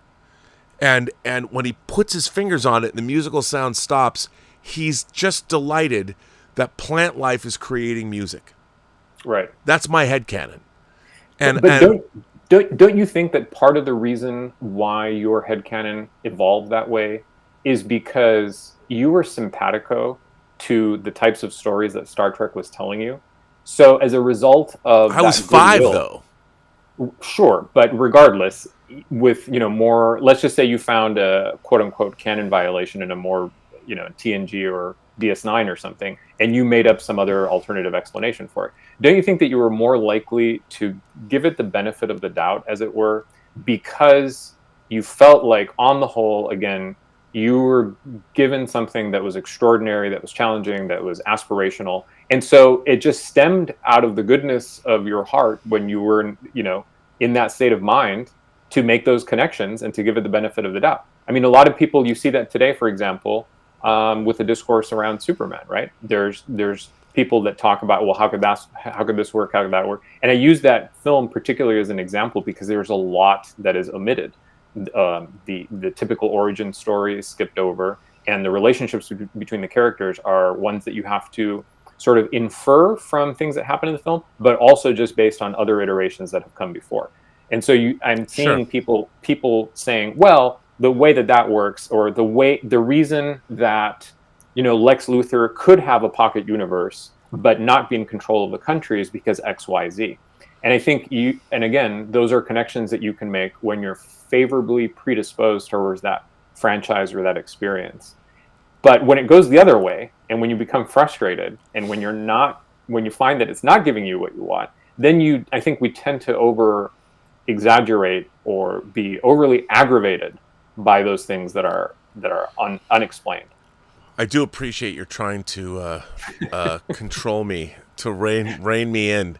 And do we have more super chats, Rob? We do have more super chats, and if you're okay to stay here, I love that. Let's keep going on. Keep going on. Castle Grayskull in Montreal says, so Star Trek is a mirror to society. It has been dumbed down. Here's what I think, and tell me if you think about this. I mean, again, like Rick Berman, I think the people that are working on Star Trek now, they're younger. They're younger than me, certainly. Younger, 20 years probably. I think people today look at the original series especially as being campy. I've often said on the show, you need to learn. Watching movies and watching media requires the same kind of literacy that reading requires.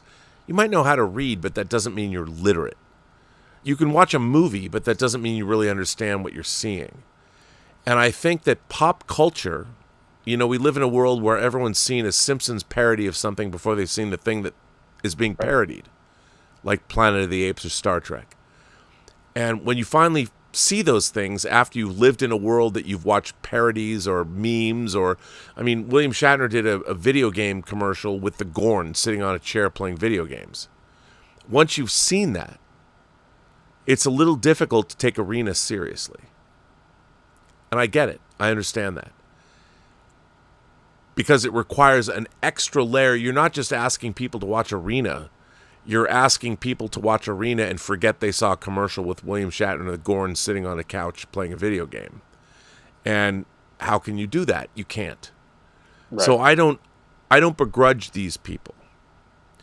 But if you're given the awesome responsibility of working on a Doctor Who, or working on a Star Trek, or working on Batman or Superman, or whatever these storied franchises are that have been around for decades, I do think that they're always better off if the custodians of these franchises do the work and realize there's a reason that they've gotten a job 60 years after this thing was created to continue to work on it.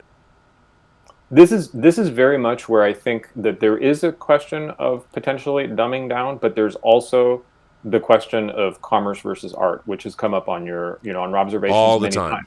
All the time, right? So here's the thing.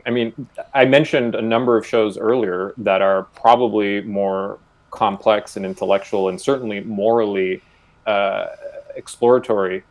Good Place, Black Mirror, Severance, Westworld, all of these different shows. All great shows. Devs, Tales from... You can have those shows. Those shows still exist.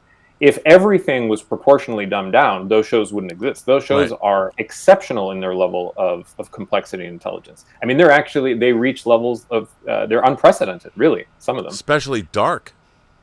Right, dark. So the thing is that those shows, the higher the intellectual component, if you will, or the more ambitious that they are in their storytelling, the less of an audience they're going to have.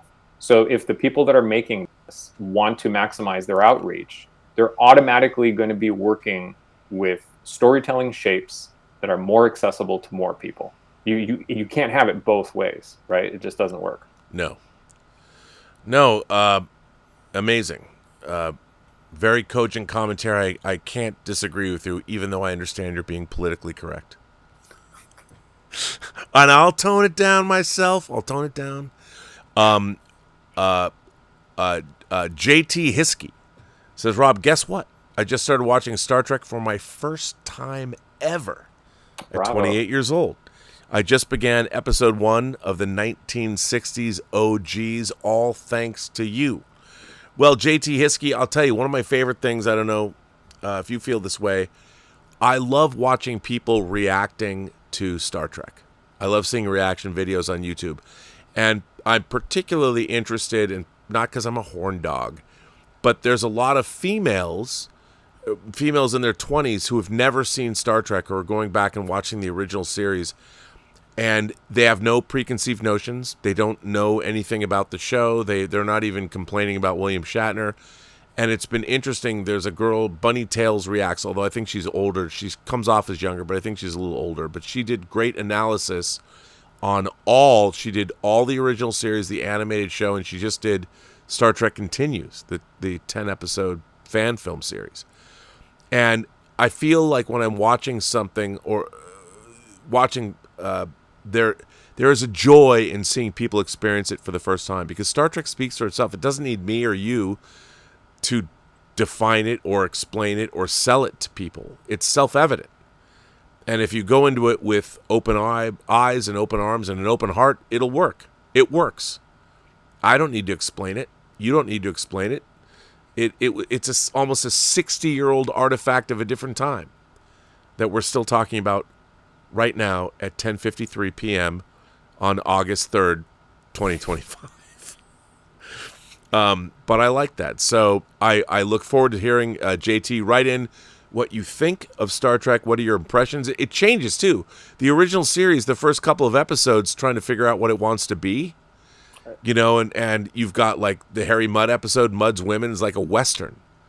I'm bringing brides to the minors. I mean, talk about an episode steeped in non-science fiction. Spectre of the Gun by the time we get to season 3. I know, but although the idea of what is real, you know, what is and if you're a fan of Tombstone, it takes on a whole new resonance. Think, Speak, Live Art sends in a $10 super chat and says, for Star Wars Star Trek, the streaming model is the biggest culprit. Studios' main focus now is to water down and appeal to everyone versus create intellectually engaging stories like In the Pale Moonlight. Do you think that's true? I think that the storytelling model is partially shaped by the delivery system.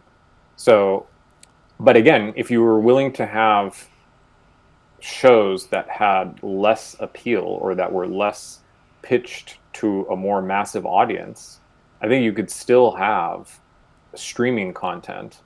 Now, the question of quantity versus quality always comes up in these discussions as well.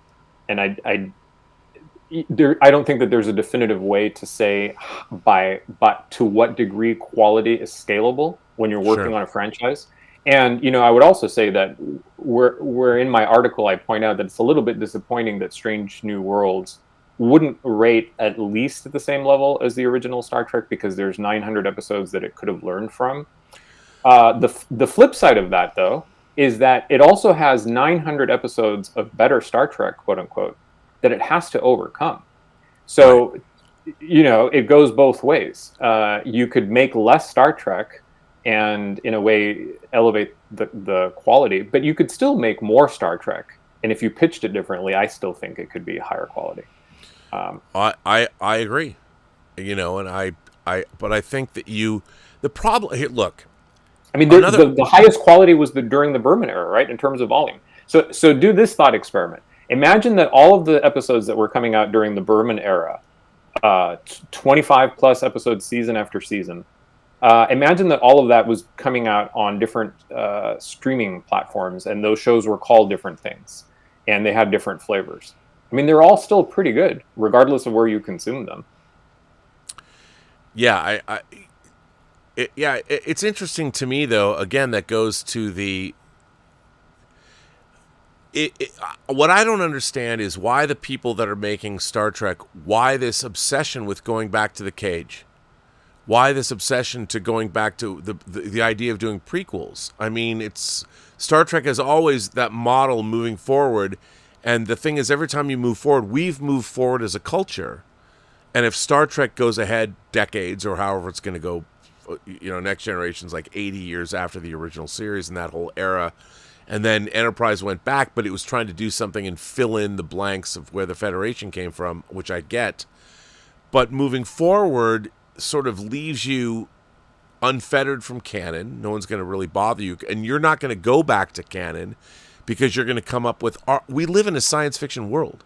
Every single day in the news, there's something that could be fodder for an episode of Star Trek. And yet I'm watching Spock's latest romantic entanglements on the holodeck. Like, the holodeck were gimmick episodes that were also bottle episodes. They could always go back, and it's so strange to me that now Strange New Worlds is gonna go where the animated series went before, but now they're gonna again bogart the holodeck. And it's so weird to me that you're now going to say that the holodeck was in your era, whereas the holodeck was popularized 80 years after the original series, even though there was a reference to in the animated show. It's like, to me, that is a staple of the lack of creativity that we've been dealing with. Rather than, there are so many original stories that could be ripped from the headlines and transmuted into a science fiction idea, that it baffles me. It boggles my mind how these writers are not being just coming up with 100 different brand new original ideas to tell in a Star Trek framework. I think part of the issue too, though, might be that some of the people that are working on these shows, like you pointed out, Akiva Goldsman, Alex Kurtzman, they were not experienced with Star Trek. Akiva says he was. Akiva is, and he did such a great job with Lost in Space and Batman and Robin, and right. But some of the people that are running the shows today, and again, just focusing on the Kurtzman era, I think that if you were put in a situation where you had volunteered or agreed to create content for a franchise and you were not super familiar with it, I think that one of the things that might happen is that when you go back and you look at, you start to get debriefs on what was popular and why it was popular, because you're doing this in a very compressed time frame as you're ramping up your own shows for production, you're not necessarily going to have time to experience the emotional roller coaster of what it was like to have all of those things come out at that time. You're getting a very, very compressed version. And what you're going to do is you're going to say, okay, now I understand why when people see that particular piece of Star Trek iconography, it makes them feel that way. But you're not necessarily going to feel that way because you haven't had the time and the context to be afforded that experience. So now you're sort of intellectually trying to puzzle out what combinations of Star Trek icons are going to produce what emotional reactions in the audience without it being something that you've personally experienced and internalized. I mean, I can't disagree with you, but I feel like there's a little bit of defense of the people making Star Trek now, which I understand. And I get it. But my whole thing is, I want them to do the work. I feel that so often in our I think it's across the board in our civilization. Nobody wants to put in the actual time it takes to be excellent at anything. Well, where I would agree with you, and this is, and again, coming back to the super chat, I think that this is a comment that was mentioning Star Wars as well, right, as one of the victims of lower quality because of the massive content being produced for streaming. I think that in an ideal world, if you were afforded the possibility or given the keys to the kingdom, like you were saying, and you didn't have the time to do the work, you might say, we need more time. We can come up with a great show for you. You could take more of the approach that was taken for Andor, right? Okay, it's going to be delayed. It's going to be delayed again. Or no, we're not. We don't agree with that. Or I'm happy to do it if you allow us a lot of liberty, and there's not constant mandates that are interfering with the storytelling. But with Andor, they hired an Academy Award nominated writer director who'd been studying. This was his wheelhouse, and he was somebody that was talking about revolutions and thought about this for a long time. They got an A-list. He had done the work inherently before knowing that work was supposed to generate that result. Yes, and then he made it his life's ambition. I mean, look, the same is true of Nicholas Meyer. Classically educated guy who'd never seen Star Trek, wasn't a Star Trek fan, but talked to Roddenberry, learned that Horatio, he was hired very late in the game. He understood Horatio Hornblower, but he was a classically educated guy that came from a house full of artists and musicians, and he had the educational background, the literary background. He'd written a book, he'd made a movie time after time that was literally about one literary figure and one notorious historical figure. He'd done all this work, so when he comes in to do Star Trek, he got it. And even though he changed it and made it, this nautical riff on naval combat and Moby Dick, I mean, you still understood what was going on, and the fact that he went into canon.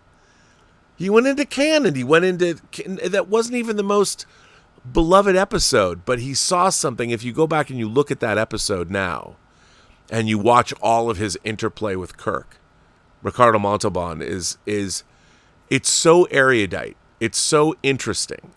And they've returned back to it again and again. Modern Star Trek Into Darkness didn't get anything that happened in Space Seed, never even addressed it, didn't understand. And then Strange New Worlds completely destroyed Khan's backstory, erased the eugenics wars. None of that matters. He's now living in some room in fucking Toronto. I think that those creators were unusual and unusually gifted in their ability to abstract. So I think that these were creators who are very interested in history, like you said, in literature and other areas of life.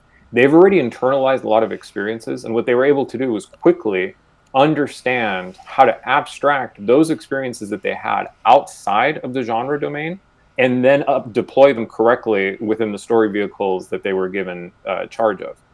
I don't think that that's very typical, unfortunately. And so what ends up happening again is you're just sort of trying to calculate things without relating them to your own experiences, because that connection is too difficult to make. I don't disagree with you. Not quite my tempo. Nice reference. I appreciate that. Hey, Rob, I love Superman, although I still like Man of Steel a little more. It seems like the Baravians are pure evil, antichrist, genocidal, kid-targeting Nazis, and the world would be better off without all of them. Pretty great villains. Thoughts? Well, the Baravians, Baravia was introduced in the second issue of Superman, way back in the day. And of course, I think that they to me, the leader of Baravia reminded me of Balkan era conflict. But I think, look, in Superman comics, they've often had, and DC comics have often had, made up countries in conflict with other made up countries. I don't necessarily think there was nothing about them that stated that they were genocidal. Instead, Luther wanted a land grab, and that's what it goes back to Superman, the first Superman. I mean, yeah. But, the Justice Gang thwarted that plan, so it didn't happen. But they were after stealing land, and kind of like the Russians. To me, I saw it more as a Russian Ukrainian thing. But I don't know. What do you think? Did you see Superman yet? Did you like it? I did see it, yeah. And It was a fun experience. Yeah. It was a fun experience. I do think that it was a little messy in places, and I've seen a lot of the discussion that's happen on your show. It was a huge topic of conversation, obviously. Yeah. Well, how long was that Midnight Metal episode, Rob? Did you actually ever discuss Superman on it? Did we? 5 hours or something? We did. Yeah. We did. Darth Plato, our resident historian, says, stop writing Star Trek in crayon. That's, I like that. I like that. Great I image. like that analogy. Yeah, it's a great image. John from New York says, if I want intelligent science fiction now, a show like Foundation and Silo fill the hole that Star Trek left behind long ago. Shame what great franchise has come to. Well, what's interesting, both Silo, the Wool series, and Foundation are literary based.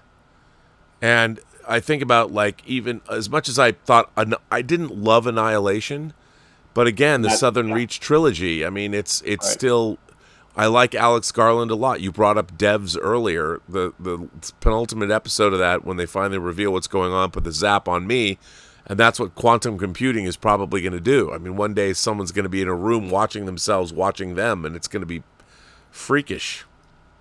Yeah, I mean, and speaking of Alex Garland, I mean, his film Warfare, I think, is one of the most intense, most challenging, and beautifully crafted films of the year. And unbelievable. But the reach. So Warfare, not a lot of people have heard about it. Not a lot of people have seen it. Right.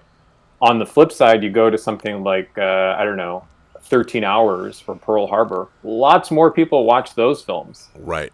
Right. So I think that there's some similarity there between what we're talking about with Star Trek. Some of the modern Star Trek is trying to be like the Pearl Harbor 13 Hours because they just want to reach that level of audience. But also, I think that the intent, I mean, Warfare wanted to convey, kind of like the beginning 15 minutes of Saving Private Ryan, what it's like to be there, be in that situation. Whereas, war films, look, a lot of our genres, whether it's cops and robbers or whether it's armies fighting, or you're dealing with the idea of good and evil. There's something more literary going on, but Warfare was just showing you how fucked up it is to be in a situation like this. There's no honor, there's no good or evil. There is just horror. Well, I think that Warfare, I think that an argument can be made that Warfare is actually one of the stealth horror films of the year. Oh, 100%. Dude, 100%.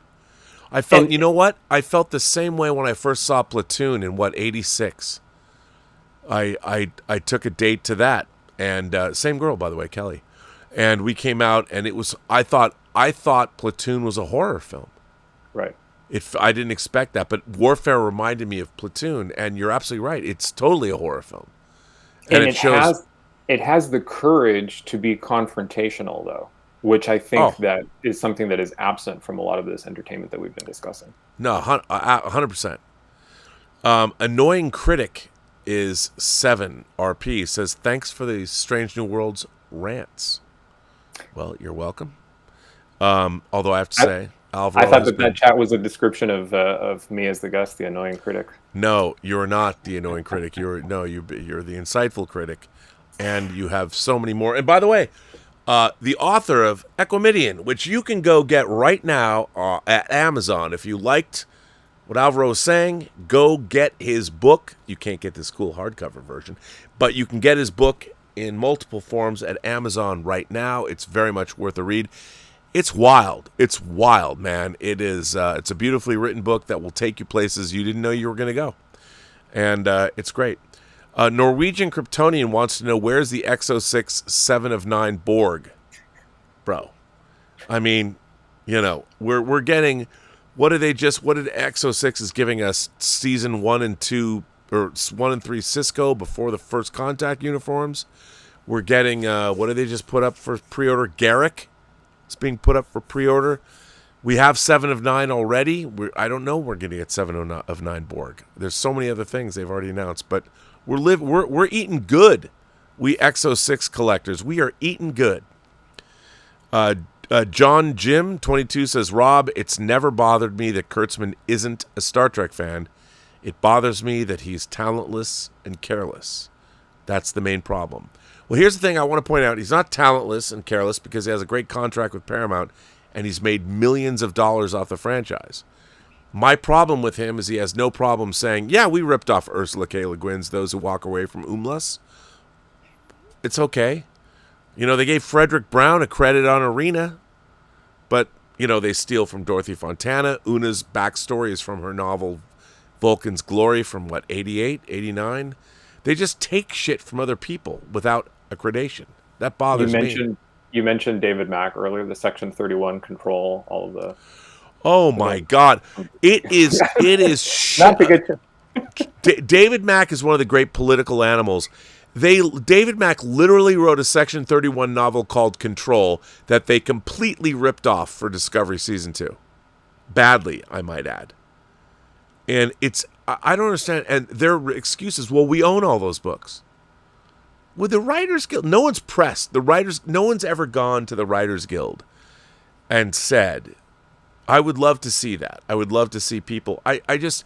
You know, it's funny. I used to say I wish people looked into Star Trek novels more.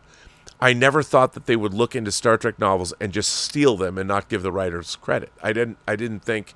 That's another thing about the Kurtzman era of Star Trek. There is monumental amounts of theft going on, and it's theft that is gotten away with because it's all owned by CBS. But you know what? When Star Trek writers, when they write novels, Marvel... Interestingly enough, Marvel, like when they made a movie called The Winter Soldier, that was based on writer Ed Brubaker's Winter Soldier run in Captain America.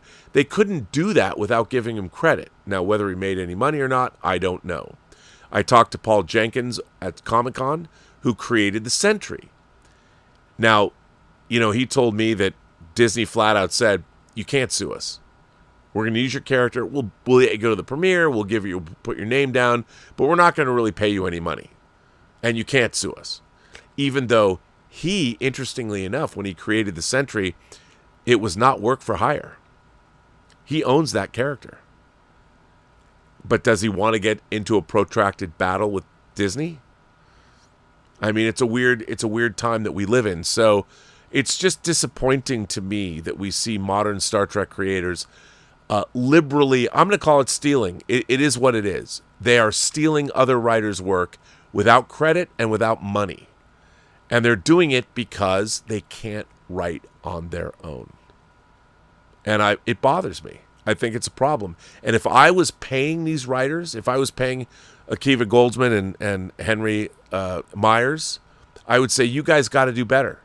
You guys got to stop ripping off other writers and start doing something original. Give me new IP that I own. Make me new characters. Give me new things. Give me stuff to sell. You know, that's what I don't understand. It bothers me. We're done with the super chats. I have kept you on this show for 3 hours and 14 minutes. I would say you're one of the most erudite guests I've ever had on this channel. And I very much appreciate you coming on the show. Where can people find you online if people want to look you up and experience more of your great writing? And where can they find you? Yeah, thank you. This has been a super fun conversation. Really appreciate the chance to go over the article and hopefully maybe preemptively disarm some of the things that I think people might misinterpret about it. But I do publish an article on pop culture every 2 weeks on this Substack. And I also have several books out. You can see right here that I have 2 books of interviews. Traveler Worlds, which is a book of interviews with Robert Silverberg, Being Michael Swanwick is my book of conversations with Michael Swanwick, 2 great science fiction writers. And my debut novel, which you mentioned earlier, Equimedian. I think we could describe Equimedian if you're a movie person, I think it's sort of an A24 version of science fiction. That's how I would pitch it to you. They would be a great company to actually adapt your book, and you should write the screenplay. I love that idea. I do too. Let's make that happen. But yeah, I'm not on social media, so I can't point you to any particular platform where I post updates. Well, you're on Substack. I'm on Substack. My email is available, so if you want to message me, I'm happy to read whatever you want to send in. Well, listen, I want to thank you for classing up the joint here and keeping me reined in a bit. And again, I can't emphasize enough how this is a fantastic novel, and you will know you're in the presence. It's not just a fantastic novel. It's the wielding of the English language in this book. I actually I had read passages of this book out, and it took me about a week to read this book, and it's because the language was, normally I whip through books. This book I stopped, and I read passages again and again. Your writing in this is gorgeous, and you don't come across it often. So, I really appreciate that. Thank you. Thank well, you so it's amazing stuff, and you put a lot into it, and it deserves a lot more attention than I think. It's it's so hard to get any attention in this day and age, but your book deserves that. So Equimedian, you can go get it now, and it's at Amazon. And do you have anything coming up? I mean, I guess you just said it, so I'll bring you back on the show. I do publish short stories, so stories coming out in a variety of places, and I am working on my second novel, which is going to be a horror book. So, by the way, I got to ask you to tell the story. You just celebrated a birthday, and yes. you did an amazing thing. Tell the story of what you did on your birthday.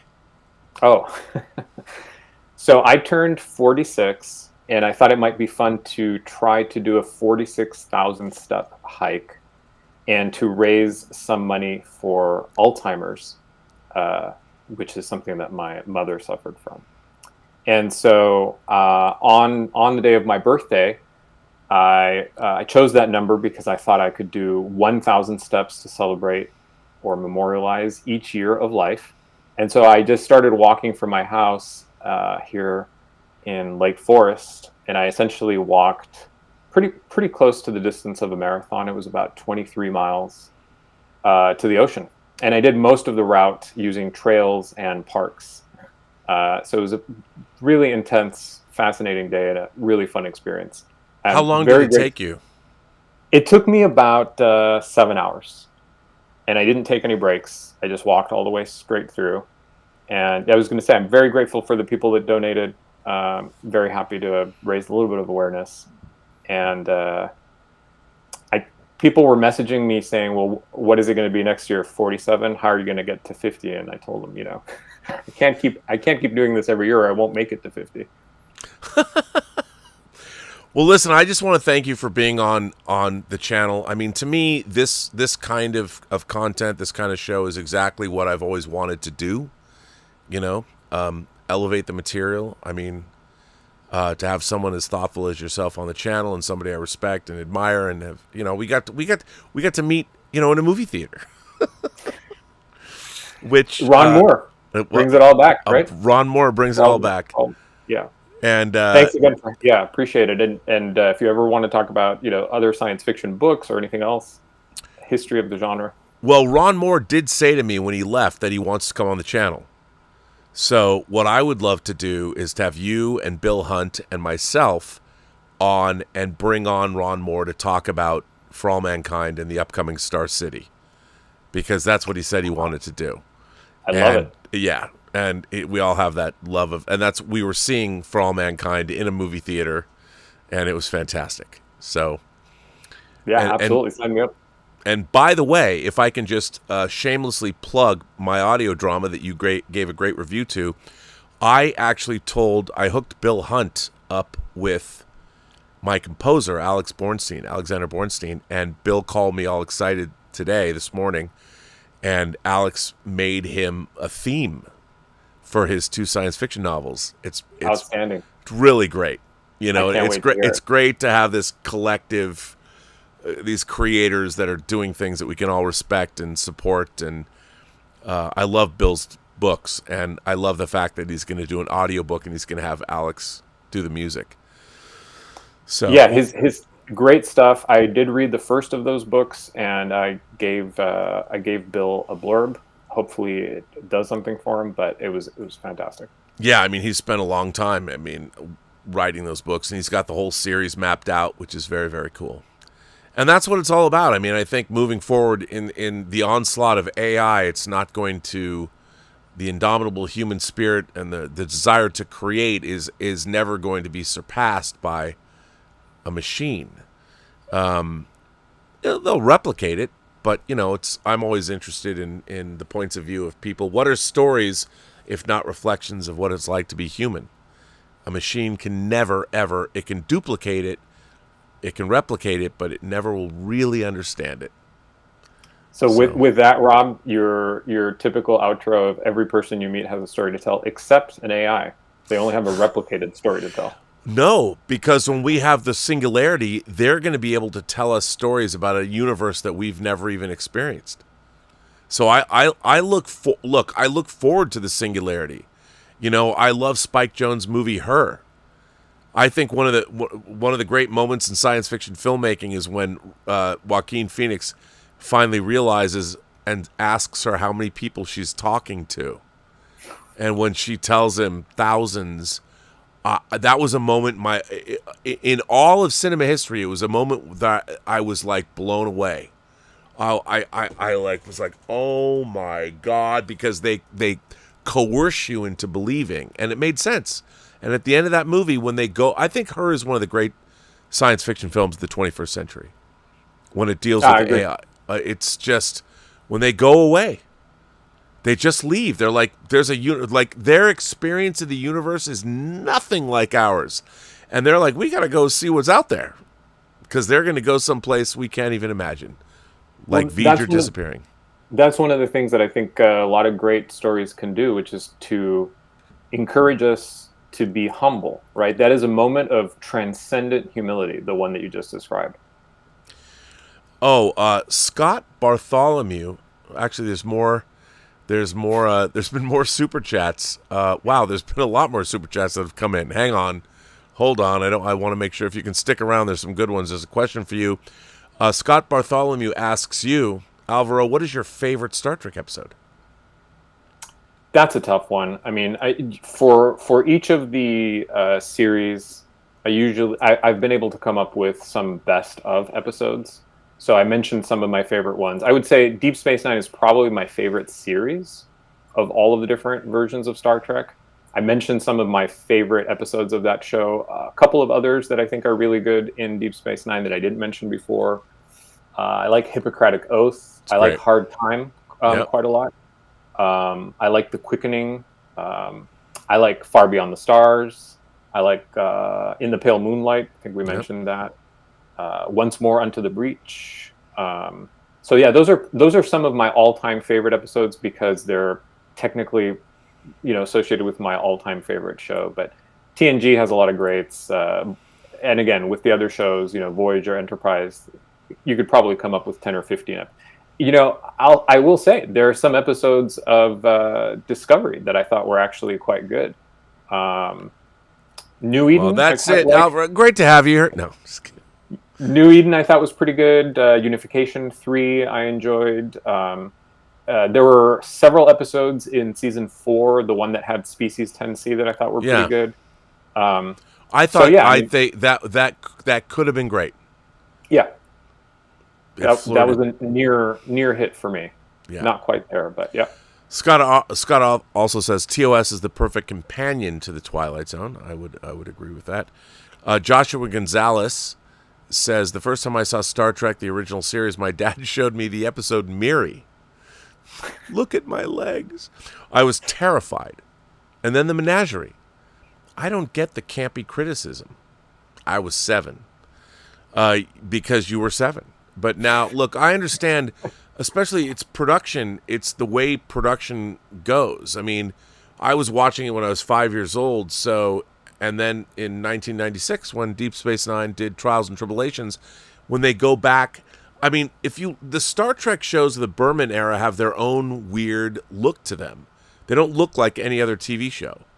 So they're sort of out of time. And in a way, they do go back to the original Star Trek, whereas modern Star Trek, beginning with Discovery, is very of today. The way it's shot, it has an aesthetic that isn't its own. It's aping 10 different other TV shows.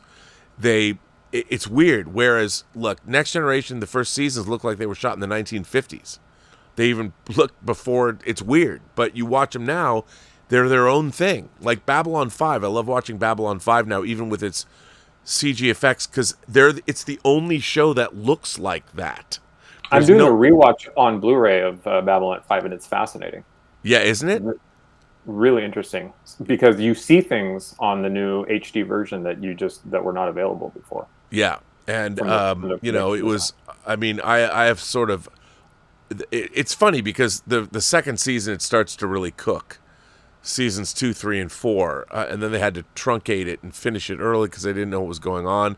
It would have been interesting to see if he knew what he was getting, if he knew he had 5 seasons, But the fact that they shot, what is it, I want to say Wake in Fright. That's the Australian film, but what is it, Sleepless in Seattle, the final episode with Sheridan, Waking in Light. They shot it in the 4th season. Knowing, so that was something great that they did. The thing you just mentioned about the look, though, that's part of what I was referencing earlier when I was talking about Star Trek going against the grain. No other shows really looked like that, even at that time.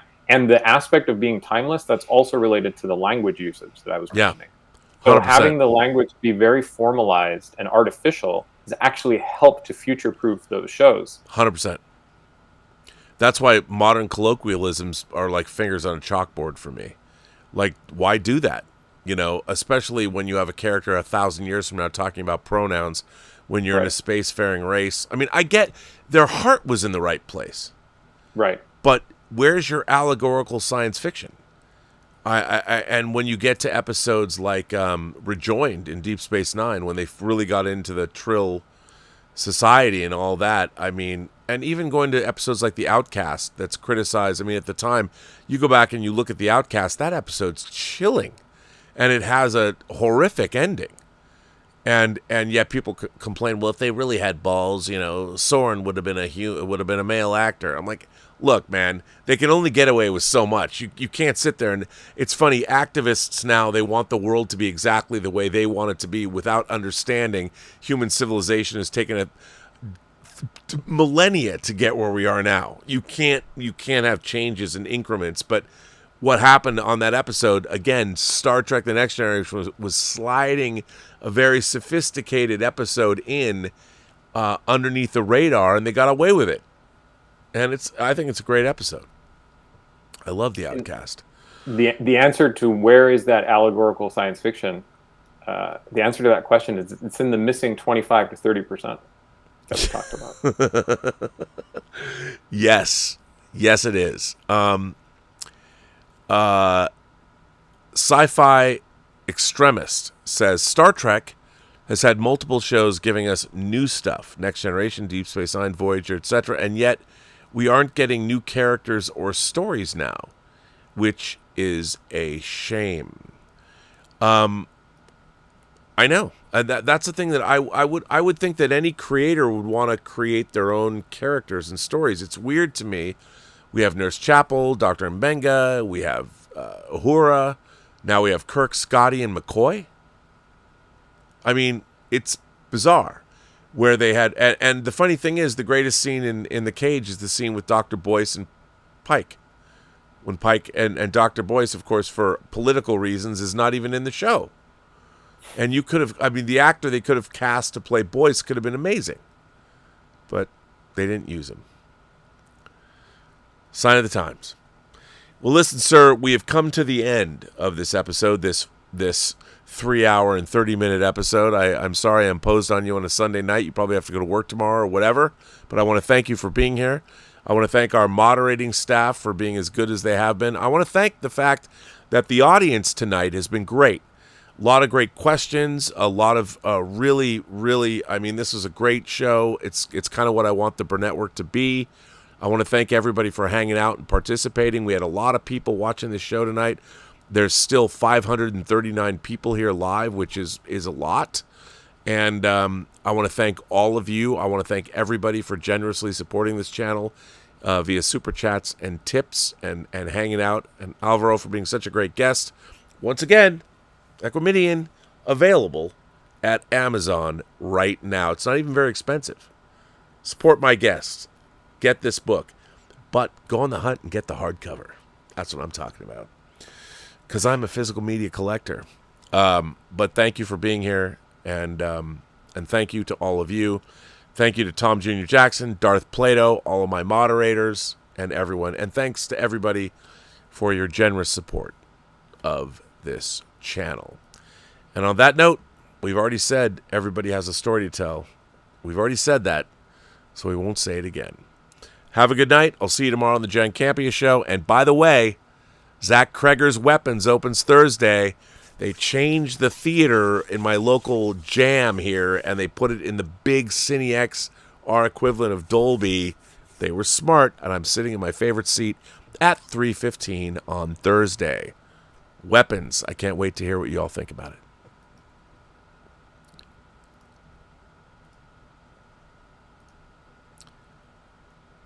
And we are done, sir.